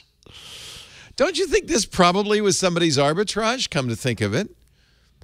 Like it was an old. They bought a file of old press pictures. Exactly. Press releases. Yeah. I'm pretty sure they're not traveling the world either. Based on the big bucks from selling Jeff Jarvis portraits. Selling Jeff Jarvis. Yeah. That would be kind of ironic. Yeah, I've been kind of aware of this whole idea of drop shipping for a long time because, and I think anybody who buys on Amazon has, because frequently you'll order something and it kind of like comes in this like beat up box, bubble wrapped, like some guy bought it at Sam's Club and then threw it in a box and sent it to you. Yep. And it's arbitrage. It's the difference between the price he paid for it and the price that I paid on Amazon. And I always figure when that happens, I'm just paying for the convenience, right? That because I didn't have to go to that Sam's Club to pick it up. Right. Well, or you're finding things you just couldn't find otherwise. But a lot of the stuff, you maybe I buy obscure stuff, but a lot of the stuff I order on Amazon is like that. It's just. By the way, do you use Bookfinder? Yes. After you told us about it, it's the best. Oh, I did. Okay, yeah, it's the best. Yeah, I have to remember that. It's a meta search engine of all the used book search engines, and it's spectacular. Yeah. So let's see. I want to just see if Paul Graham. I spent like $60 for this book called On Lisp by Paul Graham. Because it's out of print. It's a very valuable book. This is it, On Lisp, used.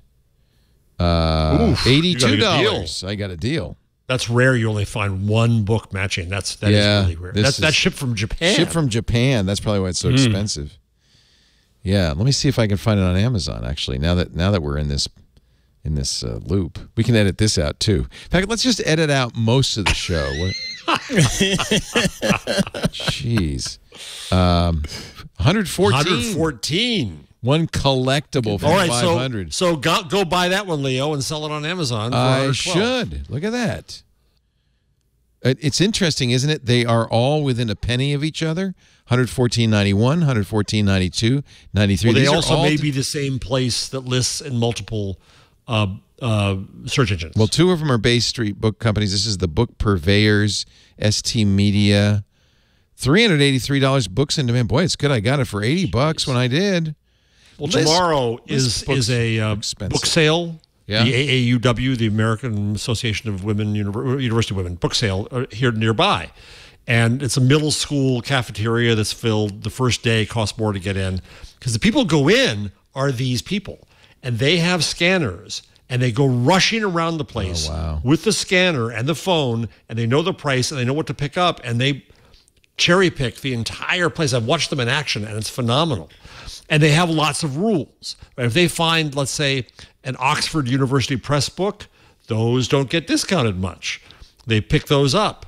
And they look around, and I watch them with their, it's Grasshopper and the assistant coming, learning the tricks of the trade, and they leave with boxes and boxes and boxes of books, which in turn end up on Bookfinder. But this is a good thing. Yes, keeps them going. This is even, but it's not even that. It's you might say, well, come on, people shouldn't be able to make money arbitraging book prices. No, this is smoothing out demand and supply. It's a perfect market of information. It's a perfect market. It's exactly what it is. Yes. It's exactly how it should work. So I don't have a problem with that. Because otherwise, it would have cost you at least $20 to buy that picture. At least. I think it only cost you $10. At least. Yeah. No, these were cheap. Wait a minute. It was so expensive, Jeff. I'm sorry. I didn't mean to say that. Yeah. Our show today, let's take a little break. Our show today brought to you by New Relic. You don't want that 3 a.m. phone call. The server's down. You push something that broke it. It's not working. The worst in the world, right?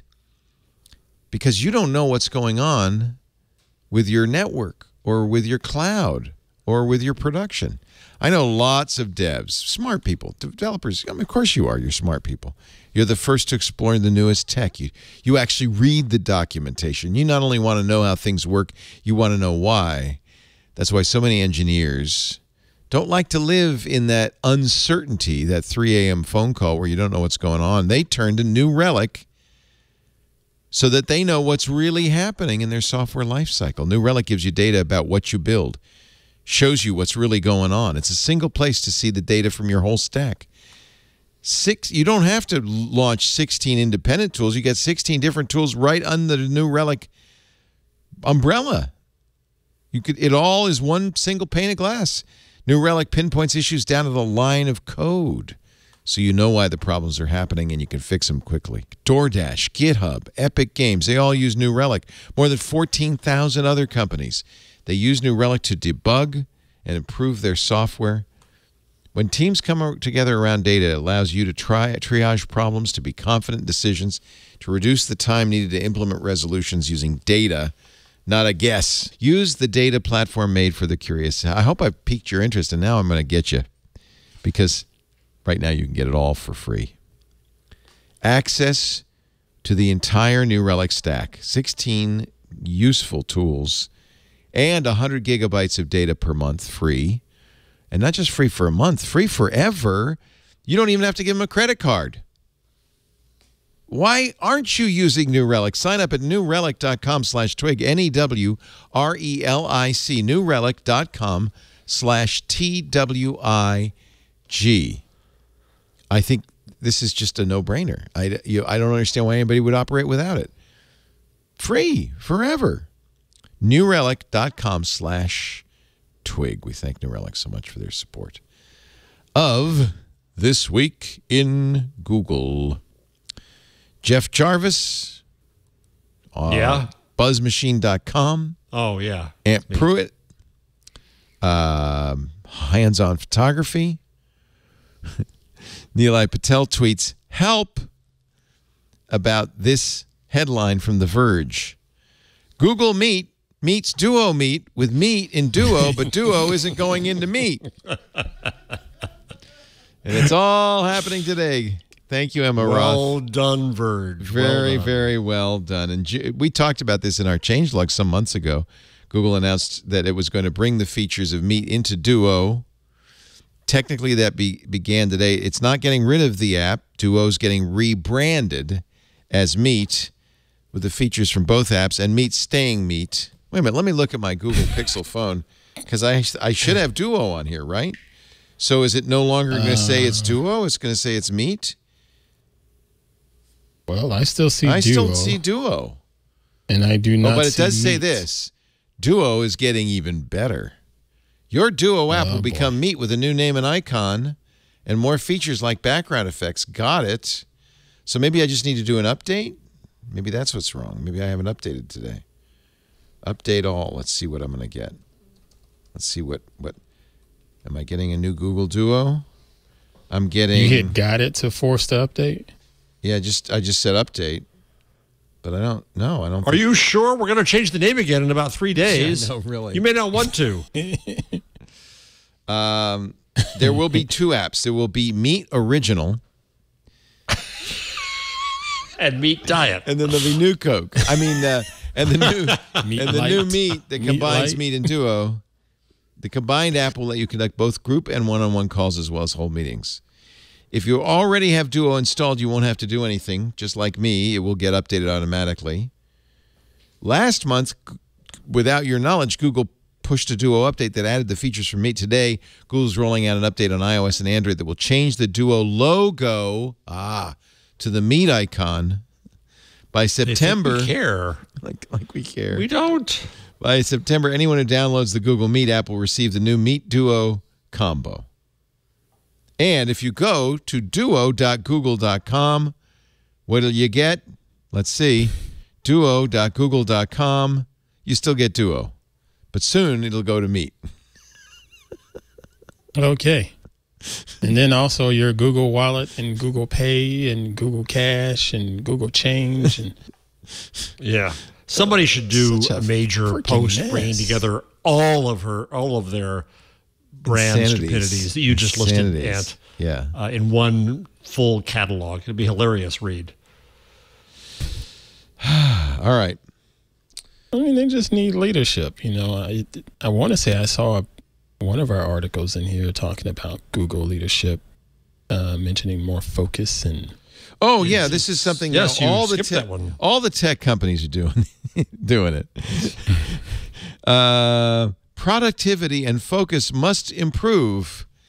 It's that same one we talked about last week, where the beatings will continue until morale improves.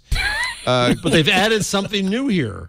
The Yes. Simplicity Sprint. A simplicity Simplicity sprint. sprint. What is, pray tell, a simplicity sprint? Sundar Pichai announced to employees today the new effort will Simplicity Sprint. Doesn't it sound like a pioneer woman from the 1850s? Her name was Simplicity Sprint, and she rode the wagon all the way west. Simplicity Sprint will solicit ideas from its more than 174,000 employees on where. Well, that's not simple. That doesn't sprint. That's not sprint. That's not That's not Yeah, simple I at all. know. Hey, let's get 174,000 ideas on where to focus and improve efficiency. Get rid of everything except my job, is all it's going to say. Who's going to go That through guy I all don't that? like, get rid of his job. Pichai said Google's productivity as a company isn't where it needs to be, given where the head count is, and warned of a toughening economy. HR chief Fiona Ciccone also acknowledged industry-wide concerns about layoffs and said the company, this is good news, is not currently looking to reduce Google's overall workforce, but we do need to become more efficient and improve employee focus. And the beatings will continue until morale It's just improves. it's a nice way of saying you better get your ass There's in a- gear. There's a lot of laying offs happening. Yeah. Robinhood laid off 25% of its staff. And by the way, the Robinhood stock went through the roof. Market loves it. Amazon's going to shrink by 100,000. 11% growth in Robinhood. 11% in the stock. Jeez. Because they fired 23% of its staff. Carvana's laying off 2,500. Coinbase is cutting 18%. GoPuff. Go Puff. You know, What's that? Go Puff. Is that one F or Puff. two? Is losing 10% of its workforce. Who knew they had 1,500 staff members? What? It'll affect GoPuff? 1,500 members. Who's heard of GoPuff? It's alcohol, food, and drinks and more delivered to you. Oh, it's a delivery. Oh. It's a Go Puff. I They're know, but bringing- I never heard of it. They not deliver anything to me. Well, let's see what we can get for you from. Would you like some buttermilk ranch dressing? It's only 99 cents. Sure. Blue Raz lemonade.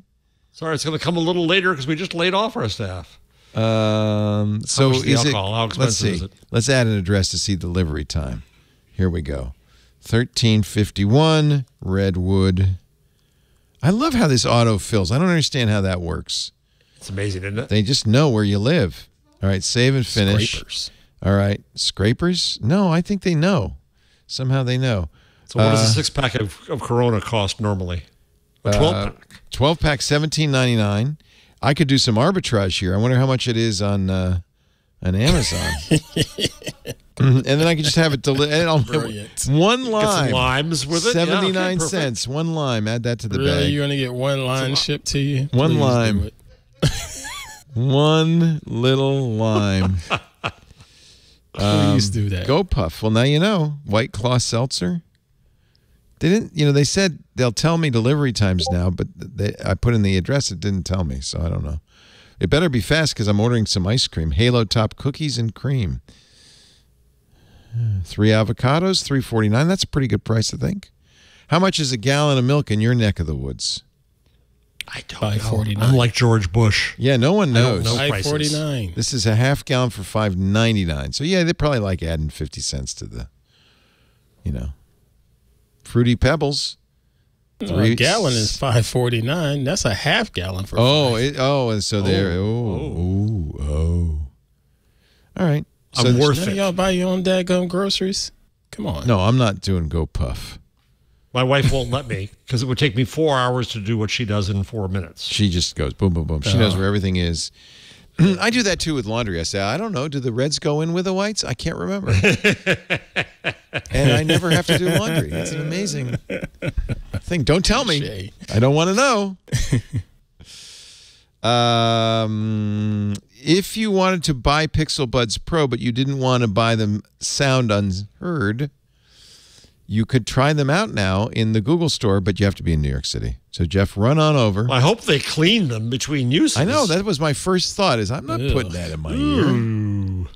That's in somebody's ear. The Google store near Chelsea Market. Remember they bought that whole I've big... been there. Yeah, that big... I've been there. Yeah. So now you can...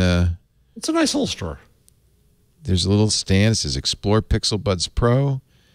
Oh, it's kind of like the old booths that you went in the record store. You go in a little soundproof booth. The Pretty nice. Google Pixel Buds Experience Room. Uh-oh. Now I know where this rumor came from. Replaced an experience room centered around Google Stadia. There was a rumor that Stadia was going away. Maybe that's where that came from. Not Stadia, just the room. Google says Stadia is going to stick around. I tell you what, I haven't done the changelog yet, have I? No, sir. Maybe I should. You also haven't done the TikTok corner. I thought we got rid of that. We had a user, Control Store, Anil, tweeted, Jeff Jarvis, Leo Laporte, for the record, I love TikTok corner on Twig. More, please. I call that popular demand. I don't care if it's one person on one tweet. I say that's popular demand. I know that for account. He TikTok loves corner. me. This is a bot. Don't you think? No, It's gotta be a Anil's bot. real. Anil, you're real. Yeah, Tell them you're real. He lives in the UK. He has 15 followers. All right. Anil's my friend. Watch it. How can you only have 15 followers after being on Twitter for 13 years? Anyway, Probably He's quite selective. You who kill your accounts all the time, ask that. so let's do some TikTok, shall we? First, let's look at the prestigious magazine, The New Yorker, and their article by Cal Newport, TikTok and the Fall of the Social Media Giants. Which kind of fits with what we were saying before, is that they're all this trying is to copy. yet another article saying social's dead. It's all They're about copying TikTok. Yeah, they all want to make content. Well, let me tell you, as a content creator, it's not all it's cracked up to be. A TikTok music app. This is the TikTok corner. We got to get forget changelog. We got TikTok corner. A TikTok music app. Thank you, Anil. Thank you, Anil. Poor Ant's rolling his eyes. Could challenge Spotify and Apple. ByteDance I'm looking has for filed a beer. I thought I had a beer up here. wait a minute. I know a place you can order a beer and a You lime. can order it, Ant. Yeah. Get a lime. Get a lime and a Just beer. one. ByteDance filed for a TikTok music trademark last May. You know, they have the rights to music in the U.S. They could do amazing and have been things with slowly music. expanding that worldwide. They launched in 2020. They launched a music streaming app in India, Brazil, and Indonesia called Resso. So maybe they were testing it out. Well, if you already got the rights, why not? Yeah. Sandwich Guy. Remember Our sandwich guy we like so the much? sad story of the sandwich guy last week? He got fired because he was attracting too much attention. So now he's doing it in his Now he's at home. in his Wait a house. minute, I thought he just shut down the account. I didn't know he got fired. Yeah, he got fired. Oh. His account is Donato DiCaprio 3. I was famous, and now I'm nothing. Now he has. The hell with you. Senza. Grazie. Prego, prego. Grazie, prego. Take the bread out. I like he always strips the stupid bread, the middle bread out. You throw it away. He ate one of the sausages, though. Don't. Gorgonzola piccante. Oh, a little gorgonzola cheese. Picante adds a little flavor. You know why people watch this? Because they think he's going to cut his finger off any minute. He's very sloppy with the knife work. Eccolo qua, mo si va a fondere perché il pane è bello caldo. I love the It's Italian. fun to listen to. Oh, what's he spreading a little pesto? Oh, nice. Pesto, yeah. That is the thirst-inducing sandwich, man. He is no salt Hank. Well, to add a little more salt to it, let's put some olives on it. Whoa, Pesto di man. pistacchio, Sodium Pistachio. Festival. salamino cacciatorino e olive con le mani. That actually looks really good, but you're right. Salt bomb. Notice he doesn't eat them. Ciao, Bella. Buonasera, smolicati miei. Stasera vi devo... I love it. I think people would just watch just because of the Italian, right? Yeah. Here's somebody says, he seems so sad. It's just not the same. Aw. Donato DiCaprio 3. It's the bustle of the store is gone now. Yeah. It is kind of sad. It is. Yeah. It is. You have your 15 minutes, and they're over. I and can't you just believe they don't know what to fired. do. He fired him. Gordon Ramsay I didn't know judges he got cooking. fired. I thought he just killed the account. No, he got fired because he was making a ruckus. Everybody knows about Gordon Ramsay doing this. He does this all the time. This has been doing this for like at least a year, where he watches On TikTok. On TikTok, he's been watching people cook on TikTok. In fact, We had the grumpy guy a few weeks ago. Hank's been trying to get Gordon Ramsay to comment on his food. It's too good though. Gordon Ramsay can't say anything bad about it. That's true. It's too good. This is awful. This is a healthy chicken wrap where it's boiled chicken with mayonnaise on lettuce. Ali Spagnola, I love her. She's great. Doorstop keyboard. Desktop keyboard. I made a keyboard doorstop. out of spring doorstops. Oh. Let's hear what that sounds like.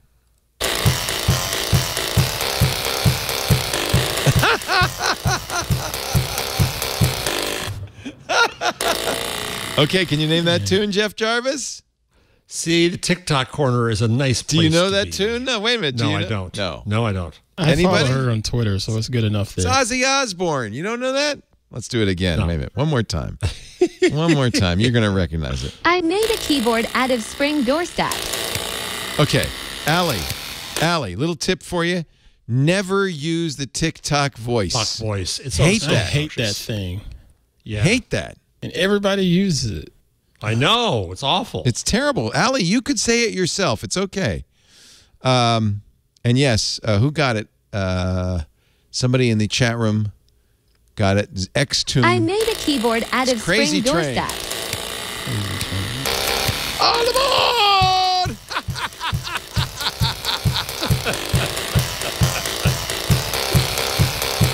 Crazy. She's good. That's how it goes. She I do also like Allie. made a toilet out of a chia pet. I'm sorry, made a chia pet out of a toilet. That's a very different thing. She evidently does things to her toilet all the time. She wraps them and does things with them. I don't think a chia So if you pet's all fast that's a forward a good little idea. bit, you're going We to can see see the it progress growing? here. Yes. Oh, wow. Well, I hope she has 2 bathrooms. Oh, my. She's got a whole... Now she's doing a mummy. So, well, let's watch all the... So are we going to... Is it time-lapse? I like... I didn't know it was more than one. Chia pet time-lapse, time right. lapses. You see it grow, yes. Yeah, yes, all you see right. it grow. Day 1, day 2. Wow. All right, let's see. Do you want to see the weirdest chia pet in the... Day 2, watering the world's weirdest chia pet. Chia pet. We already have roots coming in. This is awesome. No, that's her voice. That's her voice, yeah. Weirdest chia pet. You can see the roots really coming in now, especially under the bowl. Day 4, watering the world's weirdest chia pet. We now have some sprouts coming in. This is awesome. Day 5, watering the world's weirdest chia pet. Day 6, growing the world's weirdest chia pet. I am the proud owner of the world's weirdest chia pet. I covered my chia pot. Oh, that's very cute. That's very Okay, cute. that's cute. That's cute. And I like it better we when got she's one doing more. deadlifts and hang If you want times. it, I was giving you a choice here. I didn't expect you to do it all, but hey, Anil, thanks to you, we have TikTok Corner. Traveling the world with hand luggage only. Live the dash. Yeah, it's kind of dumb, but they're trying to go to McDonald's everywhere. It's kind of the most ridiculous thing you're going to do. No, don't. Is to go to McDonald's. Didn't you see? So if you go to, let's say, McDonald's in Denmark, No. they comment on how No. McDonald's is different. No, let's not promote that. Okay, forget that. It's a terrible. Right below that, Leo, is a story of interest to you. I saw a new this. revenue stream. I should be charging $50,000 to let Jeff on us. the show.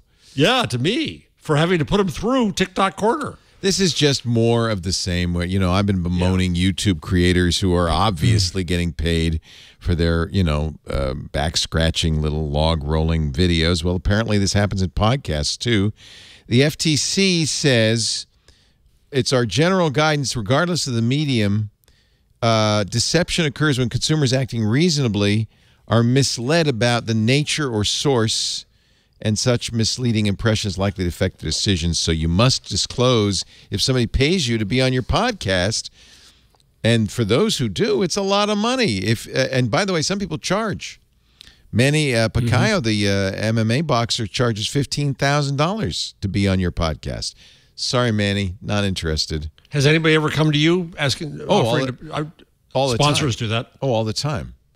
A very popular thing, and I'm sure I told you the other day I got somebody CC'd like 1,500 podcasters and YouTube people and said, "Hey, would you like?" And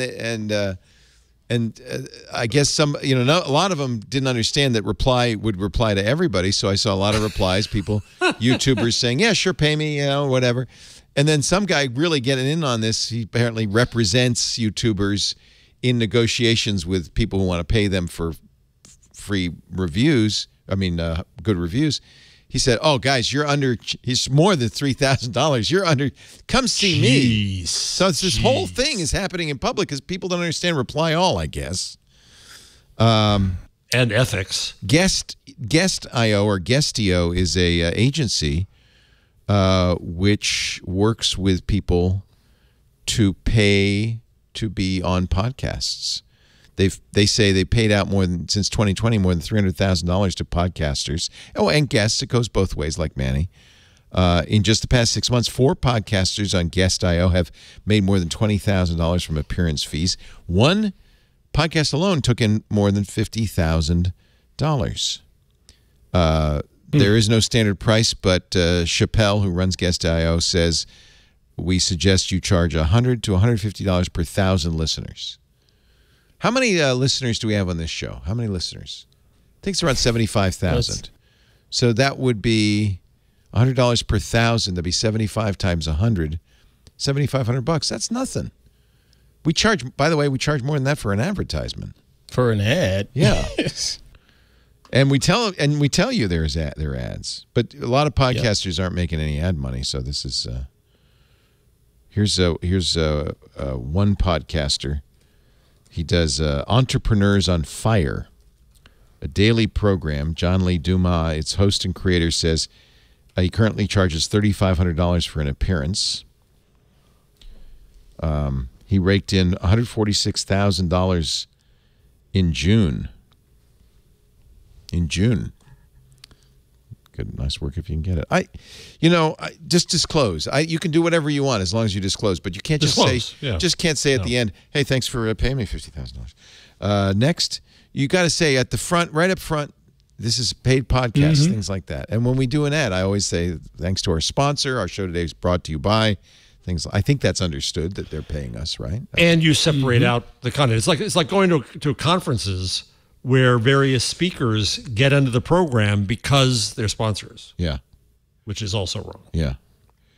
If you say this is sponsor time and here's the sponsored talk, fine, I'm okay with that. It's isn't all of life marketing now, but I'm actually having fun with the stuff you added.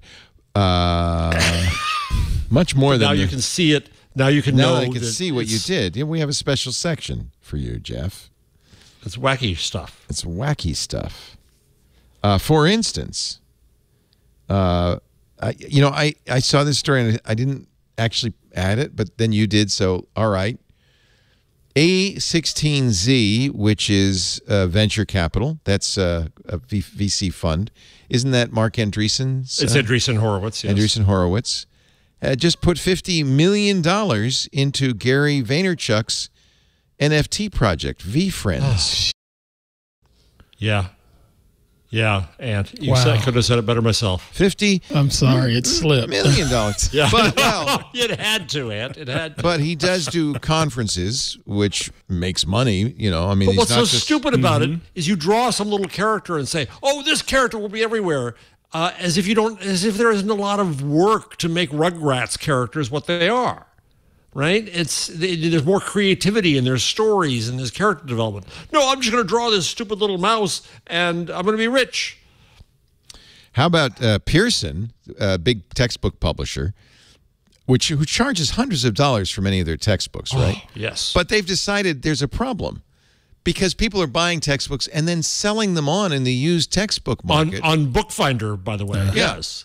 And they're not getting their cut of those. So they're going to use NFTs to lock in their books so they'll make money on the secondhand sales. The pyramid. Yep. The print editions. I've said this before. Yeah. The whole NFT thing has just baffled me. Well, and I think you really liked the idea initially as a creator, right? Yeah. And I know of couple creators that are in the NFT space, and one of them, again, her name is Elise Swope. She's doing really, really well. And when you see the art that she's creating, I get it. It's not these doodles of a green dragon on a football field. I mean, she's doing legit, flat out spending time to create art, and it's totally paying her bill. She's absolutely crushing it. But when I see stuff like this from the big names of Gary Vee, who's, he's a smart businessman or whatever and has sort of built himself from the ground up. I get that, but it just seems scammy at this point. Yeah. And taking advantage of people really that just, I don't know. And the other thing is that because for you to support your art in new ways, I'm all for. But what people are doing with this idea is saying that everything should be owned, and that and some people say that Web3 is the ownership web, which is going back on the stupidity that what's wrong about copyright. That copyright turned the act of creating art into a tradable asset, and it didn't help the artist. It helped whoever bought it next. And so now they're trying to exploit everything in this way, and there do need to be more ways to pay you for your art, but in the end, it doesn't help you. It helps people like Gary Vee. Yeah, or Kevin Rose. And then I look at the likes of the NFL or the NBA. Why the heck are they in the NFT space? Well, actually, we talked about this on Sunday, and what I didn't realize is that the NBA NFTs, I thought they were being sold directly by the NBA. That's just NBA licensed it. Oh, no, it's to a Top third. Shots. Yeah. The NBA Top Shots are just licensed to an NFT company. So the NBA is making some money, well, why not? But really, this is a third. It's like Topps, with a bubblegum company that makes money off of basketball or baseball cards. It's just like that. I love this story, Jeff, that you found. Somebody decided to do a Wikipedia deletion report in the style of Hunter S. Thompson, written by GPT-3, and it's wild. Shall I read a little bit of it? Oh, you're going to have to bleep yourself in a few cases because it is Hunter S. Thompson. Hello, you Fs. I'm back from the dead, and I'm writing this month's column. Why? Because I'm the only one who can deal with the sheer volume of BS that gets deleted from this website every day. It's a damn travesty is what it is. If you're looking for a sensible, boring article on the month's Wikipedia deletion statistics, you've come to the wrong place. This is gonzo journalism at its finest. I can't believe GPT-3 wrote this. And I, Hunter S. Thompson, am your guide. Why am I writing this article? Wikipedia has decided that in the interest of full disclosure, it needs to provide more information about its deletion process. What better way to do it than to have me, Hunter S. Thompson, write about it? I asked the boss why they decided to have me write this instead of the normal human editors. He just said they needed someone with a, quote, unique perspective. I'm not sure what that means, but I'm pretty sure it's BS. Anyway, here's the deal. It's pretty good. Yeah, it is pretty good. Really I like it. You know, now I'm all for it. If AI could start doing stuff, make it more fun like that, that's good. All right, now we do have to do, I'm sorry, we do have to do the Google changelog. The Google changelog. And you see, TikTok Corner doesn't need need an intro or to make it wonderful. Poor changelog needs trumpets. It needs something to make it exciting. Ladies and gentlemen, you may not have noticed it, but the good folks at Search Engine Roundtable did. The Google timer has disappeared from search, but it will be coming back because Danny Sullivan says it's probably a bug. So you know that you can, did you know you can do this with Google? You say set timer for 5 minutes, and then it will show a timer, and it'll do it. Just like, you know, this has been around since 2013. Apparently, the timer started deleting itself around July 18th. So they asked Danny Sullivan sentient of Search Engine Land, yes, what's going on? Sullivan tweeted, "We have an issue we've been looking into. We expect to have it back fairly soon." That was back on July 21st. A week later, the team's still checking on it. We're not sure. And now I guess they say it will be coming back. But meantime, you could still use the built-in metronome on Google search because that's still there. Let me see if I can set it. Set a timer for 5 minutes. By the way, you can see what how people use this timer because of the. No, it gives me a video. Wow. A YouTube video. YouTube. Somebody enterprising. Somebody made. Try 6 minutes now, Leo. See if somebody made a 6 minutes. Oh, you bet, right? This is Adam Eschborn, September 7th, 2015. Wait a minute. Before we do that, I would like to see how many views this timer has. How many views? How many views? It's a new business for you, Leo. That's brilliant. 27.3 million views. Yes. 27. All right. As soon as this show is over, I got motion graphics to do. Let's do what? How many minutes? Just say 6 minutes. Yeah, 6. No. Danny, Adam. There it is. Oh, wait, there you go. He 6. did. But that's from Instructabeats. Instructabeats. Let's see how many. See, Instructabeats, they're 6 minutes. Okay, I'm sure that's good. That's kind of a niche. It's not going to be. Minutes. It's more niche-y, right? Yeah. That's only got 44,000 views. 5 minutes was the sweet spot. Try 10. Let's 10 minute timer? Right. Yeah. Because I'll bet people use this in presentations and in conferences. They put this and I up on bet the board. that once Google took the search away, these guys were very happy. Yep, Adam did one for 10. Adams again. See, he knows. He knows the market. Let's see. He knows. He understands the market. Let's see. 21.8 million views. Outstanding. He's got the guy. Wait a minute. He's got subscribers. He's got 146,000. He's got more subscribers than we do. Oh, he does other things. But his big runs are timers. He's got a whole timers playlist. He's got a Christmas themed 15. Oh, yeah. 9. Whoa. Oh, yeah. And one with animals. Do you want one with scenic nature? Oh, yeah, I could see. You know what? From now on, before the show, We're just going to Yeah. put that up. Yeah. And you'll have I will scenic make us nature. a video. Yeah. just put that up. Of course, it's a lie because we never start when you say we're going to start. Well, but- now we'll have to. Yeah. Now, do you think I'm going to get a takedown because I'm showing this timer? Wouldn't that be? I thought it was on sound. Is it on video? Who knows? I don't understand how that No, stuff it's the works. audio, I thought. How about an 80s style 5-minute timer? Ooh. Ooh, Miami Vice feels so Don Johnson. Whoop. Yeah, I think you're right, Jeff. I think people like put this up on the screen before their speeches and stuff. Like Yeah. this probably does have a legit use. Ellis Lindsay does this a lot for office hours. Does he? It's just a good general practice when Do you're a doing countdown. live streams. I should do it in class when they realize they're late from coming By back the from way. the break. By the way, under the 9-minute timer, here's one of the comments. The legend returns. Legend. I just watched it to hear the sound at the end. Let's hear. Wait a minute now. Let's jump ahead and hear the sound at the end. Let me turn on the sound. This is very exciting. This is what will get you taken down. This looks very suspenseful. In 9 seconds, 8, 7, 6, 5, we're going to hear the final sound.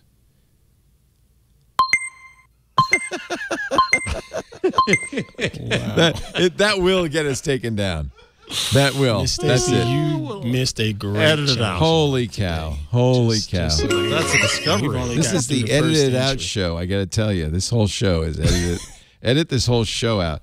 YouTube Music can now show other performances. So if you are, in fact, let me launch this just to show you. I love this because I like covers, right? So let's search for a well-known song covered a lot, Hallelujah, right? I love that song.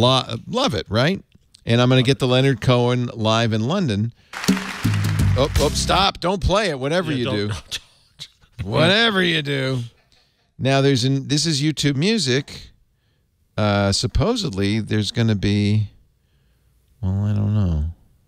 How do I, I guess not. Maybe if I go to the song. I've heard there was a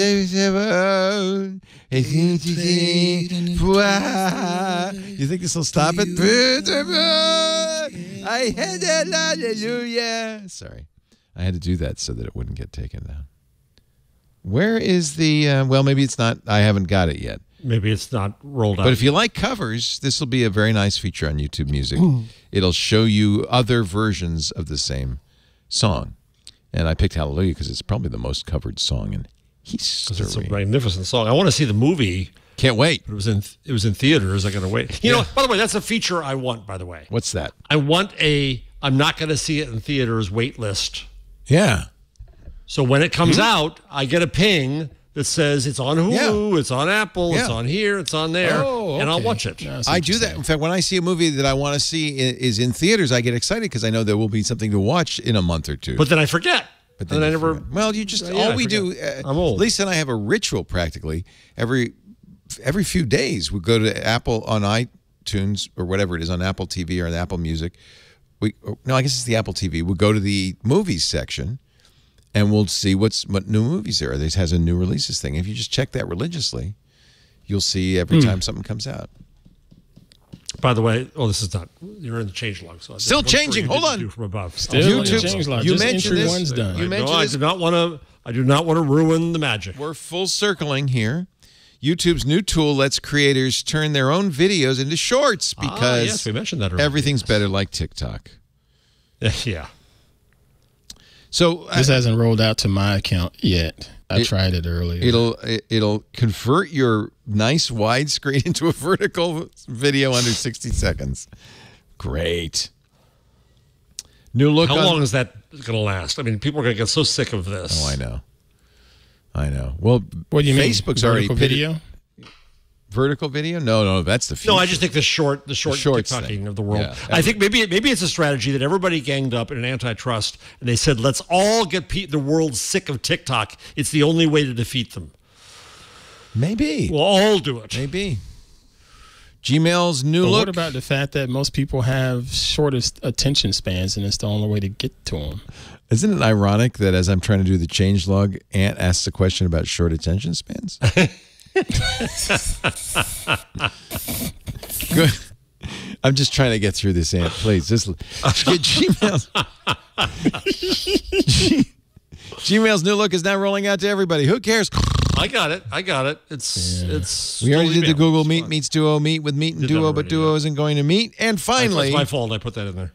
And finally, Google Play Store takes aim at annoying game ads, copycat apps, and misinformation with new rules, which, number one rule, apps with subscriptions must offer users a way to easily cancel their subscriptions from within the app. Yes. Yay. Great. It's Yeah. actually Apple's secret sauce in their app store because Apple aggregates it all in your settings. You can see every subscription, when it's going to renew, when it's going to expire. That's so important. So important. Also, requiring by November 1st that all legitimate monitoring apps use the Is Monitoring Tool flag, which means Google can pop up a thing saying it's monitoring you. All of these policies coming this fall. One of them takes aim at ads in mobile games. Full screen ads prohibited if they can't be closed after 15 seconds.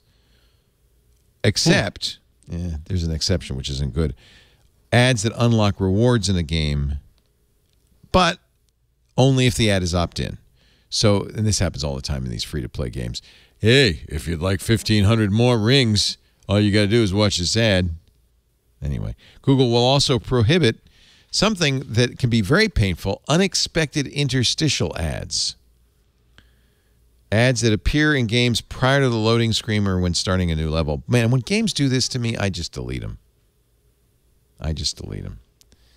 So thank you, Google, finally, for doing that in the App Store. Wait a minute, somebody's adding...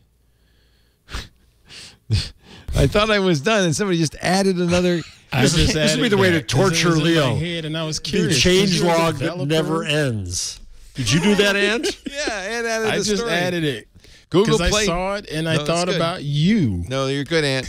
Google Play Store removes version numbers. What? From Android app listings. That seems like a bad idea. Right. Right? You want to know what version. Although if the version is like this, 11.8.02.446165824-beta-ARM64-V8A, which is Google's own version for the Google keyboard, that's not so useful. But that will disappear.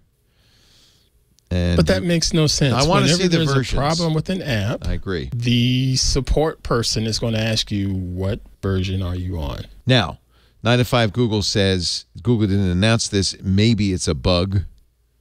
Maybe it's a bug. But they noticed this with the latest Google app beta. The version number is gone. It seems like an unusual bug. Seems like maybe that was more intentional. Yeah. And that's the Google change log.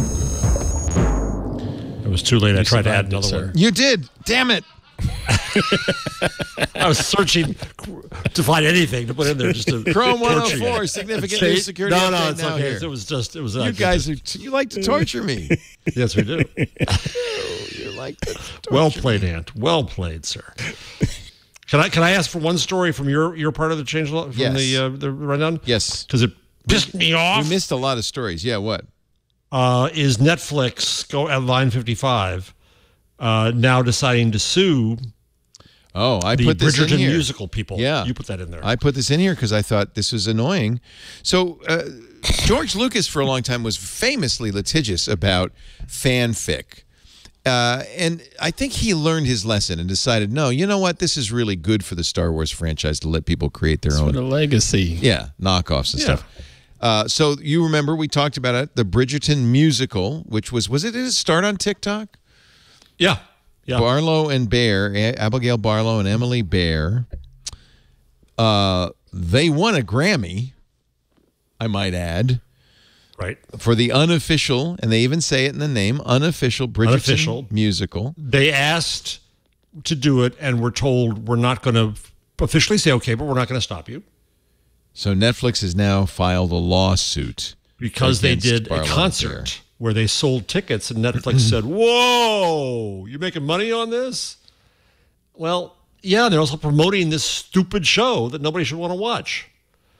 Well, everybody watches it, but that is really dumb.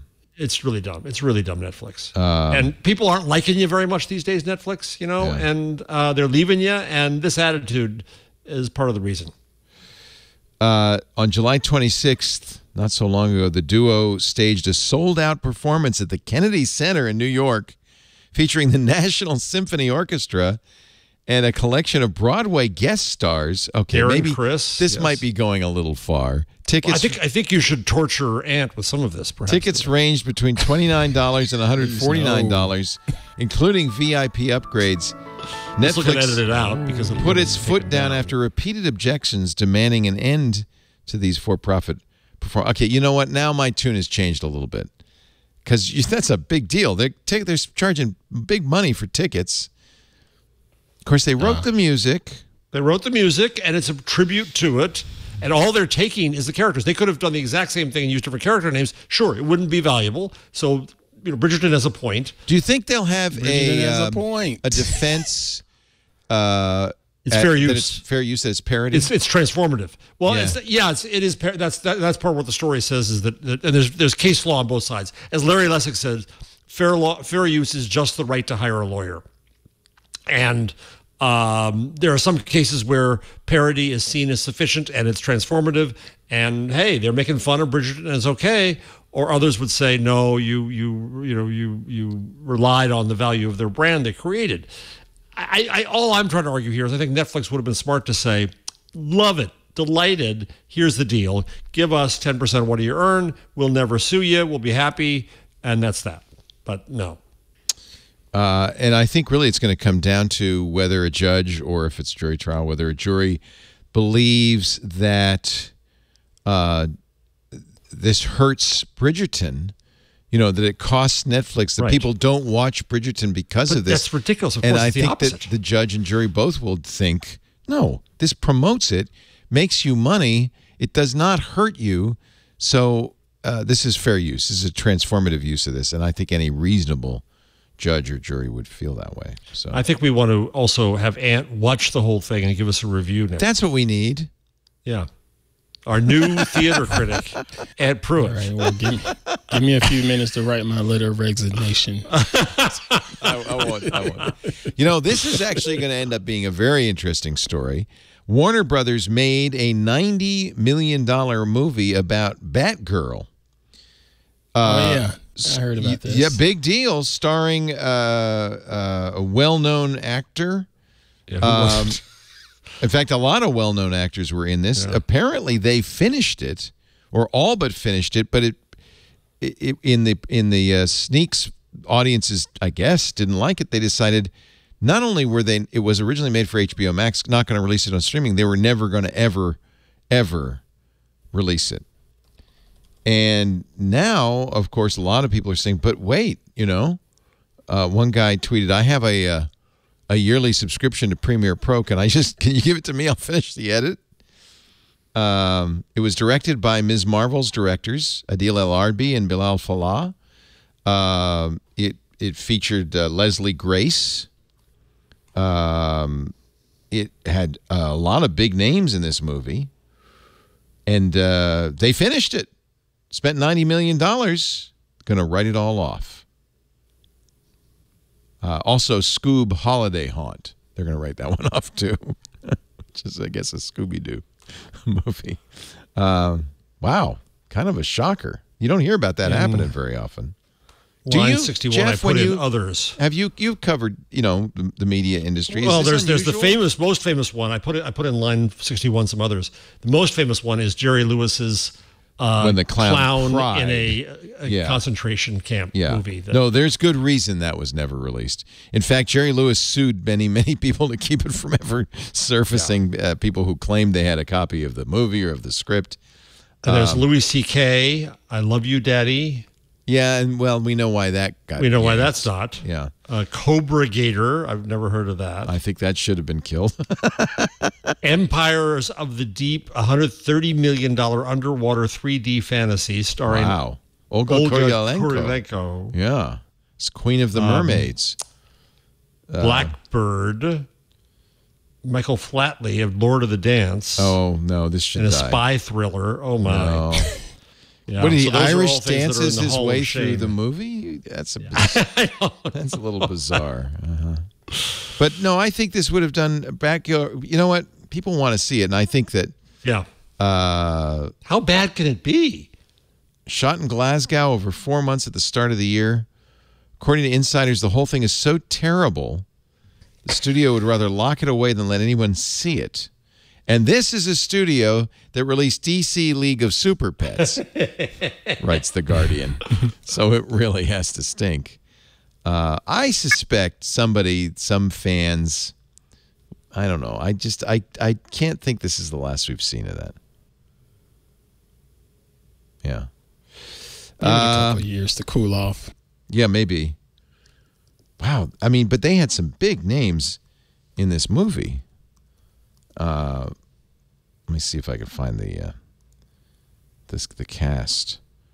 The Leslie Grace was in the movie In the Heights. Michael Keaton was in it, Batman. J.K. Simmons, Oscar award-winning J.K. Simmons is Commissioner Gordon. And the villain, and I really wanted to see this, was the newly plump Brendan Fraser as the villain Firefly. I really wanted to see that. Well, have you seen the latest? You know, Brendan Fraser used to be kind of hunky guy, right? But, you know, like all of us, he's gotten a little older. And he's not quite the guy he was in Tarzan. Or George. Yeah, well, it does happen to all of us. It happens to all of us except Ant. Yeah. It doesn't happen to him. But Yeah, I wasn't going to go there, but all good. Anyway. Yeah, like, leave me out of this, old fat man. I'm quite fine at over Actually, 40. there's another, according to Variety, the real reason, taxes. Oh. Taxes. Is this like what's the movie where they want to lose money? Yeah, the producers. producers. The producers, yeah. Even before David Zaslav took the reins of the newly formed Warner Brothers Discovery as CEO this spring, he made no secret of reversing his predecessor's strategy and committing to releasing first-run feature films in theaters. Remember they were putting them on HBO Max, not theaters. Right. Mm-hmm. Batgirl, which was going to be direct to streaming, spending the money to expand the scope of Batgirl for theaters, plus the $30 to $50 million needed to market it domestically, the tens of millions more needed for a global rollout, could have taken that $90 million investment and doubled it. Yep. And that's risk. That's a lot of risk, especially if the movie ain't great. Wow. But you could just push it out, on YouTube or something. All right, that's interesting. That's a little insight into the movie business. All right, let's take a break. I think we got everything. Yeah, I think it is. Anything else you want to see? Give me a holler. We hit quite a bit. We're going to get your picks of the week, gentlemen, in just a little bit. Our show today brought to you by 8 Sleep. Oh, I love my 8 Sleep. Ooh, I love this. Good sleep is the ultimate game changer. My good friend used to call it nature's gentle nurse. And 8 Sleep makes a mattress, or what we have at home, the Pod Pro cover, which because we like our mattress, goes over our mattress, the ultimate sleep machine. For a long time, we had electric blanket, warms you up at night. Then we tried electric mattress pad. I liked that. But the problem is it only went in one direction. 8 Sleep goes up and down. You can add the Pod Pro cover to any mattress and start sleeping as cool as 55 degrees. What's the temperature right now in beautiful New Jersey? Is it almost 100 degrees? Wouldn't you love to have a nice, cool, refreshing bed to get into? And then in the winter, you can go as high as 110 degrees. But even better, 8 Sleep AI automatically monitors the room temperature, you're tossing and turning, how you're sleeping, and then modifies the temperature to give you the optimal temperature for what your body needs. It starts warm, generally, this is for me, for sure, starts warm, cools off. As you go into a deeper and deeper sleep, you sleep better with a cool bed. And then I have mine set to wake me up in the morning by gently warming. Clinical data shows 8 Sleep users experience up to 19% increase in recovery, up to 32% improvement in sleep quality, and up to 34% more deep sleep. Deep sleep's the most important sleep of all. Cleans your brain out, gets the prions out of your brain. And the deep sleep is nice because as it cools you down, you go deeper and deeper. It's great. Can decrease the risk of heart disease, lower blood pressure, even reduce the risk of Alzheimer's. 30% of Americans struggle with sleep. You don't have to. Now, Lisa has a completely different plan. She likes it warmer than I do, but that's all right because our Pod Pro cover has 2 sides. I have my temperature, she has hers, and mine is adjusted automatically, as is hers. Recently, 8 Sleep launched the next generation of the Pod. This is the new one, the Pod 3. Even more accurate sleep and health tracking, double the amount of sensors. And I can look at the app every morning and see how I slept and adjust the temperatures, or it'll adjust it for me. I just love my 8 Sleep and my Pod Pro cover. It's not magic, but it sure feels like it. It's so awesome. I want you to try it. Go to 8sleep.com/twig, EIGHT sleep.com/twig. Start sleeping cool this summer, and I know a lot of you, we got another heat wave coming, will really appreciate getting in bed and having it be cool and refreshing. It's so amazing. It's so amazing that it's cool or hot. Depends what the temperature in the room is, what you're looking for. You'll save $150 at checkout on the Pod Pro cover. You get the new Pod 3 cover. 8 Sleep currently ships within the U.S., Canada, and UK. And they just added select countries in the EU and Australia. Yeah, if you've been listening to this and you're saying, oh, I want that 8 Sleep, you can. 8sleep.com/twig. We are fans. Lisa and I love our 8 Sleep. EIGHT, the number 8, spelled out, sleep.com/twig, TWIG. We thank them so much for supporting This Week in Google. And you support us, by the way, as with all our sponsors, by using those special URLs. That way they know you saw it here. 8sleep.com/twig. I just love it. I'm serious. I love it. It was Kevin Rose told me about it, and then Amy Webb got one. She loves it. And finally I said, all right. And about 8 months ago, we got it, and I just, got us through the winter. Now it's getting us through the summer. 8sleep.com/twig. Hey, let's see here. I don't have Stacy to pick on, so I guess I'll start with you, Jeff Jarvis. All right. Well, so before we were on the air, Leo was taking around his Pixel 6 with a new gizmo. Yeah, I was doing a little tour of the studio. Yeah, the TriCaster NDI, and in his tour he showed a whiteboard. Yes, and that we've had since 2008. So there's a wonderful little story here from the Boston Globe. Is it going to make me not get it? Because please do not erase a treasured whiteboard at Boston's Children's Hospital. And they've left it up kind of like ours for 15 years. Yeah, 15 years. We've moved ours twice now. It was in the old cottage, then the brick house, and now here. Even my signature is on it. It's in the Boston Children's Hospital. It was a doctor who was working on problems, Judah Folkman, this hospital's former chief of surgery, and pioneer in the field of cancer research. Huh.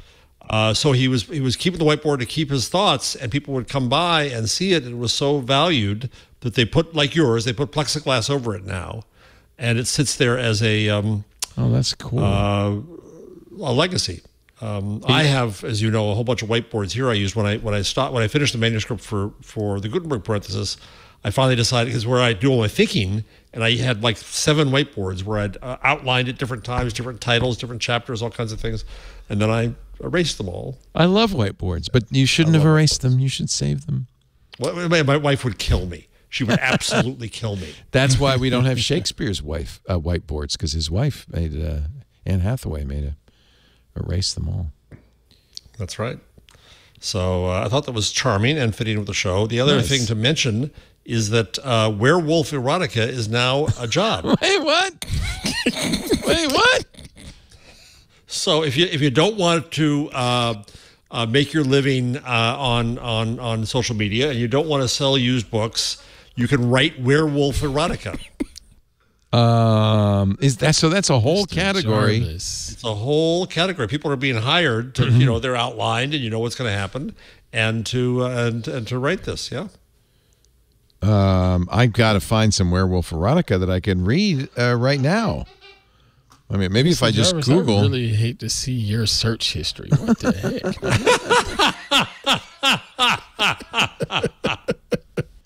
You guys, I do it for the show. I take it for the show.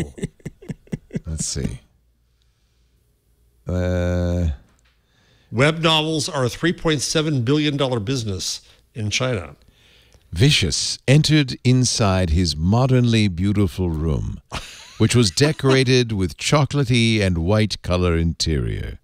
That is where he saw his beautiful brunette girlfriend sitting with her back against the headboard of the king-sized bed in a sexy, bright, red-colored lingerie. Boy, is that badly written. The top of the lingerie was barely covering her big bosom.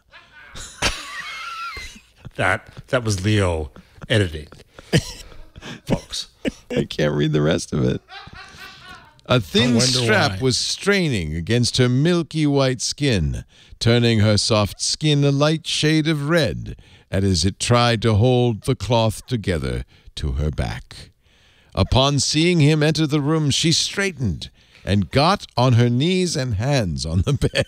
Obviously, this is not an English speaker who wrote this. No. Facing him, giving him a clear view of the valley between her boobs and what she had to offer. Vicious's lips dried in thirst. What? It dried in thirst? His tongue came out to lick the dryness off, but he knew that the thirst she had ignited in him could only be quenched by, well, you know. GPT-3 could do a better job. This, I think, might have been written by GPT-3. It might have been. Yeah, it might have been, yeah. Wow. On her knees and hands. This is just the first paragraphs of Taken by the Wolves.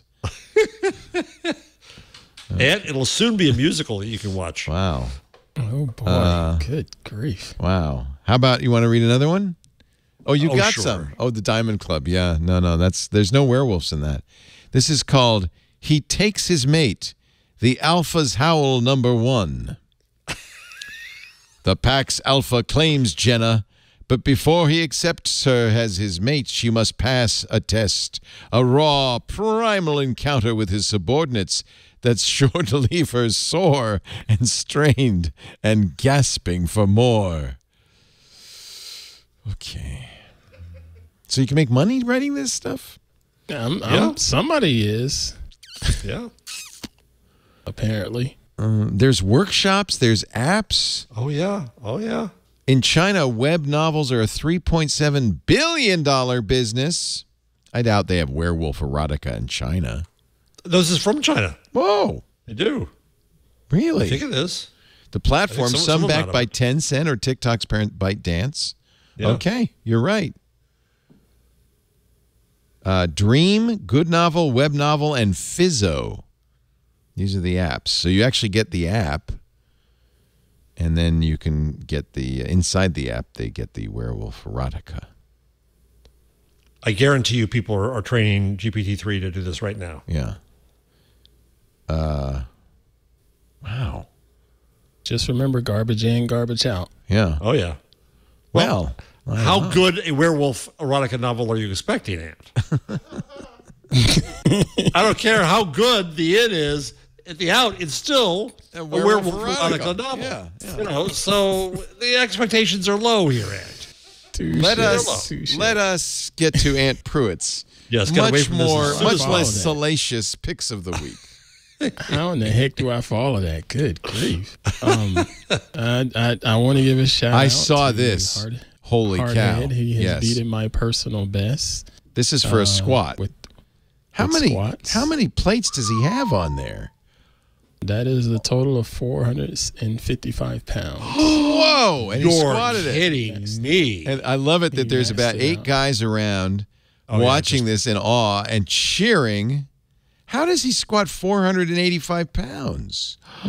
He works hard and he has good genes. Oh, my golly. How much does he weigh, Ant? That's the thing. I told him after that I need him to slow down just a touch because he still isn't gaining as much weight as I'd like for him to gain. And that can be pretty tough on his knees. So I told him I don't want him doing no more than 475 in squats. Well, that's about time. Till he gets over 200 pounds. Right now he's still at about That's 170 amazing. max. And that is more than your personal best. Wow. Mm-hmm. I bet you can bench more than he can, though, still. Yeah, I for now I still can, but he's improved on that as well. Nice. So I think he did 265 yesterday. Now, Lisa told me about this. She kicked in a little bit, and maybe we can get it looks like you're doing all right. That's great. Yeah. And then the next thing is last week it was a pretty good day, and then I got some bad news from the coach of our track team. The field house was broken into, so a lot of stuff was stolen. And I was pretty pissed because he pays for a lot of that stuff. And I said, "Are you doing a fundraiser?" And he was like, "I don't know how to do any of that." And such a nice man. He's been coaching there forever. And I said, "Well, I'll start a fundraiser for you." And so I tweeted it out. I said, "I want to do this fundraiser to help coach out." And he needed about $1,000. And dude, we've clearly gotten that $1,000. And I said, I put an update in there. I said, "Well, I was wanting to mention this fundraiser on the show to the listeners, but apparently my Twitter feed is that's all you nice needed. People that's all you needed. Generous, so AntPruitt.com/help. I bet you can use a little bit more, right? You doubled your anything goal. Anything extra could be help because there's always incidentals and stuff that, especially when they have to travel. And maybe they'll buy the team ice cream or something like that. Stuff like that. Yeah. So if you want to help, if you got $2, I'd appreciate it. Just go to AntPruitt.com/help. I'm going to keep it up until Sunday. Then I'm going to take it down and withdraw it and give him the money so he can. Very nice. Thank you to everybody who contributed. Yeah, thanks. And the internet is a nice place. It is. It's a good thing. Things like this happen because some people like Ant make it happen. No kidding. Really appreciate that. Lastly, I want to give a shout out to Miss Nichelle Nichols, the late Nichelle Nichols. There's a video with her speaking about her meeting Dr. Martin Luther King. It's at the 7 I got it. 30 You ready? second You ready to hear it? Yes, this is, of course, Lieutenant Uhura from Star Trek.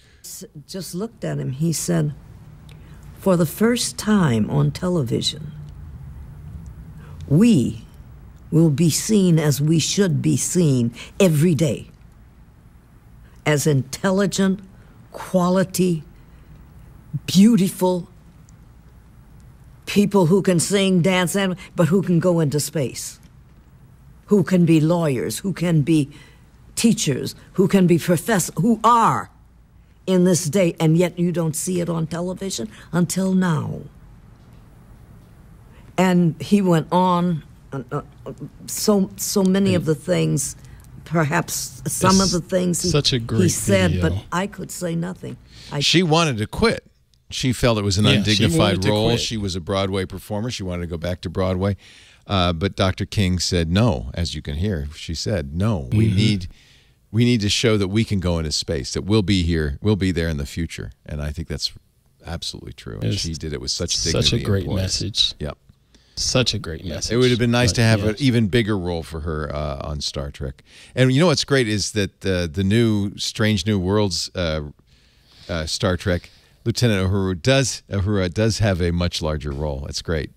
They kind of given her more to do, which is fantastic. The young, pardon me? She's a cadet. That's right. This is early days. It's a prequel. Yeah, and the young Spock, and Captain Kirk's brother is on the Enterprise as well, along with Captain Pike. Very nice, Aunt. That's really nice. I knew that story, but I hadn't seen her talking about it. So it's really nice to have that video. Yeah, one of our listeners sent that to me because I mentioned it on Twitter, and one of our listeners sent that, and it's like, yeah, this is the one. Yep, from METVLegends.org, Archive of American Television. Nichelle Nichols talking about why she stuck around on Star Trek. Thank you, Aunt Pruitt. Hands-on photography. What's coming up on HOP? Well, this week I'm going to talk about Instagram a little bit, but I'm not going to rant and yell or anything like that. Just going to talk about Instagram a little bit. So make sure you tune in, twit.tv/HOP. And Aunt is very busy also as manager of our Club Twit community. You do such a good job. Coming up August 18th, Alex Lindsay from MacBreak Weekly with an Ask Me Anything rescheduled. Yeah. And then our book club. And by the way, you could join us too, Jeff. I decided to kick in because we did Termination Shock last time. It was so much fun. I'm going to come back for this one. Stacy's book club with Aunt Pruitt, Stacy Higginbotham. I'll be there. You should be there too. Clara and the Sun is our book by Nobel Prize winning author Ishiguro. I don't know how to say the name. Yeah, I think it's Ishiguro. It's a really great book. I'm really enjoying it, and it'll be a lot of fun to talk about it. That's coming up August 25th. If you're not a member of Club Twit, you should be.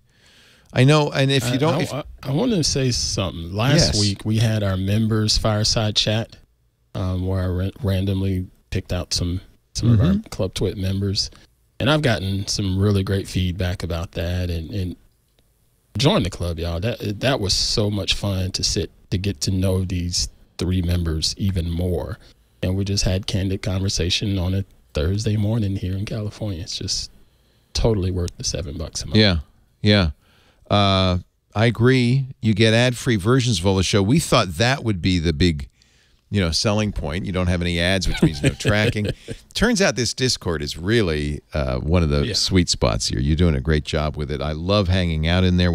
Every show has a Discord chat going during the show. This is the one for Twig. It's on right now. But we also have we also have conversations about a lot of other geeky topics.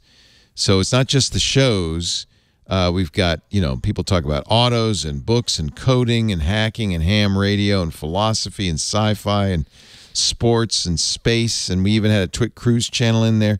So as we were talking about earlier, Discord has become for many of us the preferred social network because you make it of the people you care about, you want to be part of. And if the Twit family is, and I think it's a wonderful family, is maybe the people you'd like to hang out with, you should check out Club Twit. There's also a Twit Plus feed. There are shows we do in Club Twit that we don't yet offer publicly.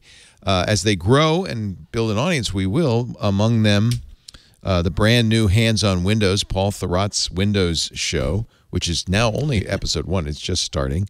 There's the Untitled Linux show, Stacy's Book Club, the Giz Fizz. More content coming all the time because that's how we launched this Week in Space. We launched it for the club first, and then as it grew in size and we could get advertisers, we were able to make it available for everybody. So members of the club really are supporting what we're doing to grow Twit. So TikTok corner? We could have a TikTok corner if you want. Or a Gutenberg show? You could have you want a Gutenberg show? We'll do a Gutenberg show. Or torture Aunt with musicals? There you go. Jeez. Musicals for Aunt to listen to. This is Aunt saying, I'm in charge of the club. It's not a democracy, Jarvis. It's not happening. $7 a month. Two things real quick, sir. Yes. This week I was on the Untitled Linux show with Mr. Jonathan and Jeff. And it was a lot of fun. It's a great show. I'm not the Linux nerd as you are or any of our other listeners, but it was a lot of fun, and that's only available in Club Twit. Yeah. And secondly, Mr. Jarvis, I really need to get you and Mr. Doc Searles together for an event. That'd be a great event. Doc's my worship Doc. Yeah, I think that's a great idea. Yeah, I'm all for that. You know what might be fun, too, is if we could get his co-author from... David. Food Train, David Weinberger. Yeah. Who's a dear friend and a wonderful guy. And I'd love to see the two of them interact from the old days. Oh, we should do. And, if we do that, I will do a reading of the Clue Train Manifesto. We could just put it in, a chapter a day for a couple of weeks. It'd be really fun. Right. It has the best opening paragraph ever. Yeah, I would love to do that. Anyway, if you're interested in Club Twit, twit.tv/ClubTwit. Every Club Twit show or ad-free versions of the shows they're all available individually if you only want that show, for instance, Hands on Windows, for $2.99. But all of that's at twit.tv/ClubTwit. There's also yearly and corporate memberships, twit.tv/ClubTwit. Mr. Jeff Jarvis is the director of the Town Knight Center for Entrepreneurial Journalism at the Craig Newmark Graduate School of Journalism at the City University of New York. Thank you, Jeff Jarvis. Thank you, gentlemen. It was a fun night. Buzzmachine.com. Whatever this is. Yeah, we don't need a whole lot of people to do this show. Just the three of us. We do Twig, and I'm hoping Stacy will be back next week. We do. I think it was like there was a scheduling conflict. I think she's not ill. She was just a scheduling conflict or something like that. Yeah, she had to drive her kids somewhere. Going on. Yeah, but I think she'll be back next week if God willing. If the creek's good, let's see, what is it? If the good Lord willing, then the creeks don't rise. And the creek don't rise. Yep. Stacy, I'm back. I'm going to be back. So says my grandmother. Yeah, I love it. The good Lord willing, and the creek don't rise. Stacy, Jeff, and Ant next week. Make a date, 2 p.m. Pacific, 5 p.m. Eastern, 2100 UTC. Live.twit.tv has a live audio or video stream. We also have a great chat room open to all, irc.twit.tv. You can get the shows afterwards by going to the website, twit.tv/twig. There's a YouTube channel, of course, for This Week in Google. We also, of course, offer it as a podcast, which means you can subscribe in your favorite podcast player and get it automatically the minute it's available. If you are a person listening after the fact and you want to join the conversation, you say, well, the chats are all live. Don't worry. We have a fabulous forum at twit.community that's open to all. And it's a really great place to hang. We also have, I know, Ant, you're in there all the time. And we also have twit.social, which is our Mastodon instance. And that's a great conversation, really great conversation. So both of those are free, and I do have to approve you because we want to keep the spammers out. But stop by twit.social or twit.community or both, and tell me which show you like the best. Because spammers, it's so funny. In fact, I should just see if I have some people trying to get in. Because spammers, for some reason, they don't make much effort to hide their spamminess. So, both of these are okay. I'm going to add both of them. One's Dan Patterson, who was on Sunday, so thank you, Dan. And another one. Social. Yeah, but occasionally it'll be like, to tell people about my cryptocurrency scam. At least they're honest, right? But I don't approve them. I'm sorry. Twit.social, twit.community. Thank you, everybody, for being here.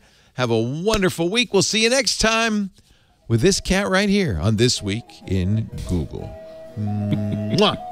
Bye-bye. Don't miss All About Android every week. We talk about the latest news, hardware, apps, and now all the developer-y goodness happening in the Android ecosystem. I'm Jason Howell, also joined by Ron Richards, Florence Ion, and our newest co-host on the panel, Wen Tu Dao, who brings her developer chops. Really great stuff. We also invite people from all over the Android ecosystem to talk about this mobile platform we love so much. Join us every Tuesday, All About Android, on twit.tv.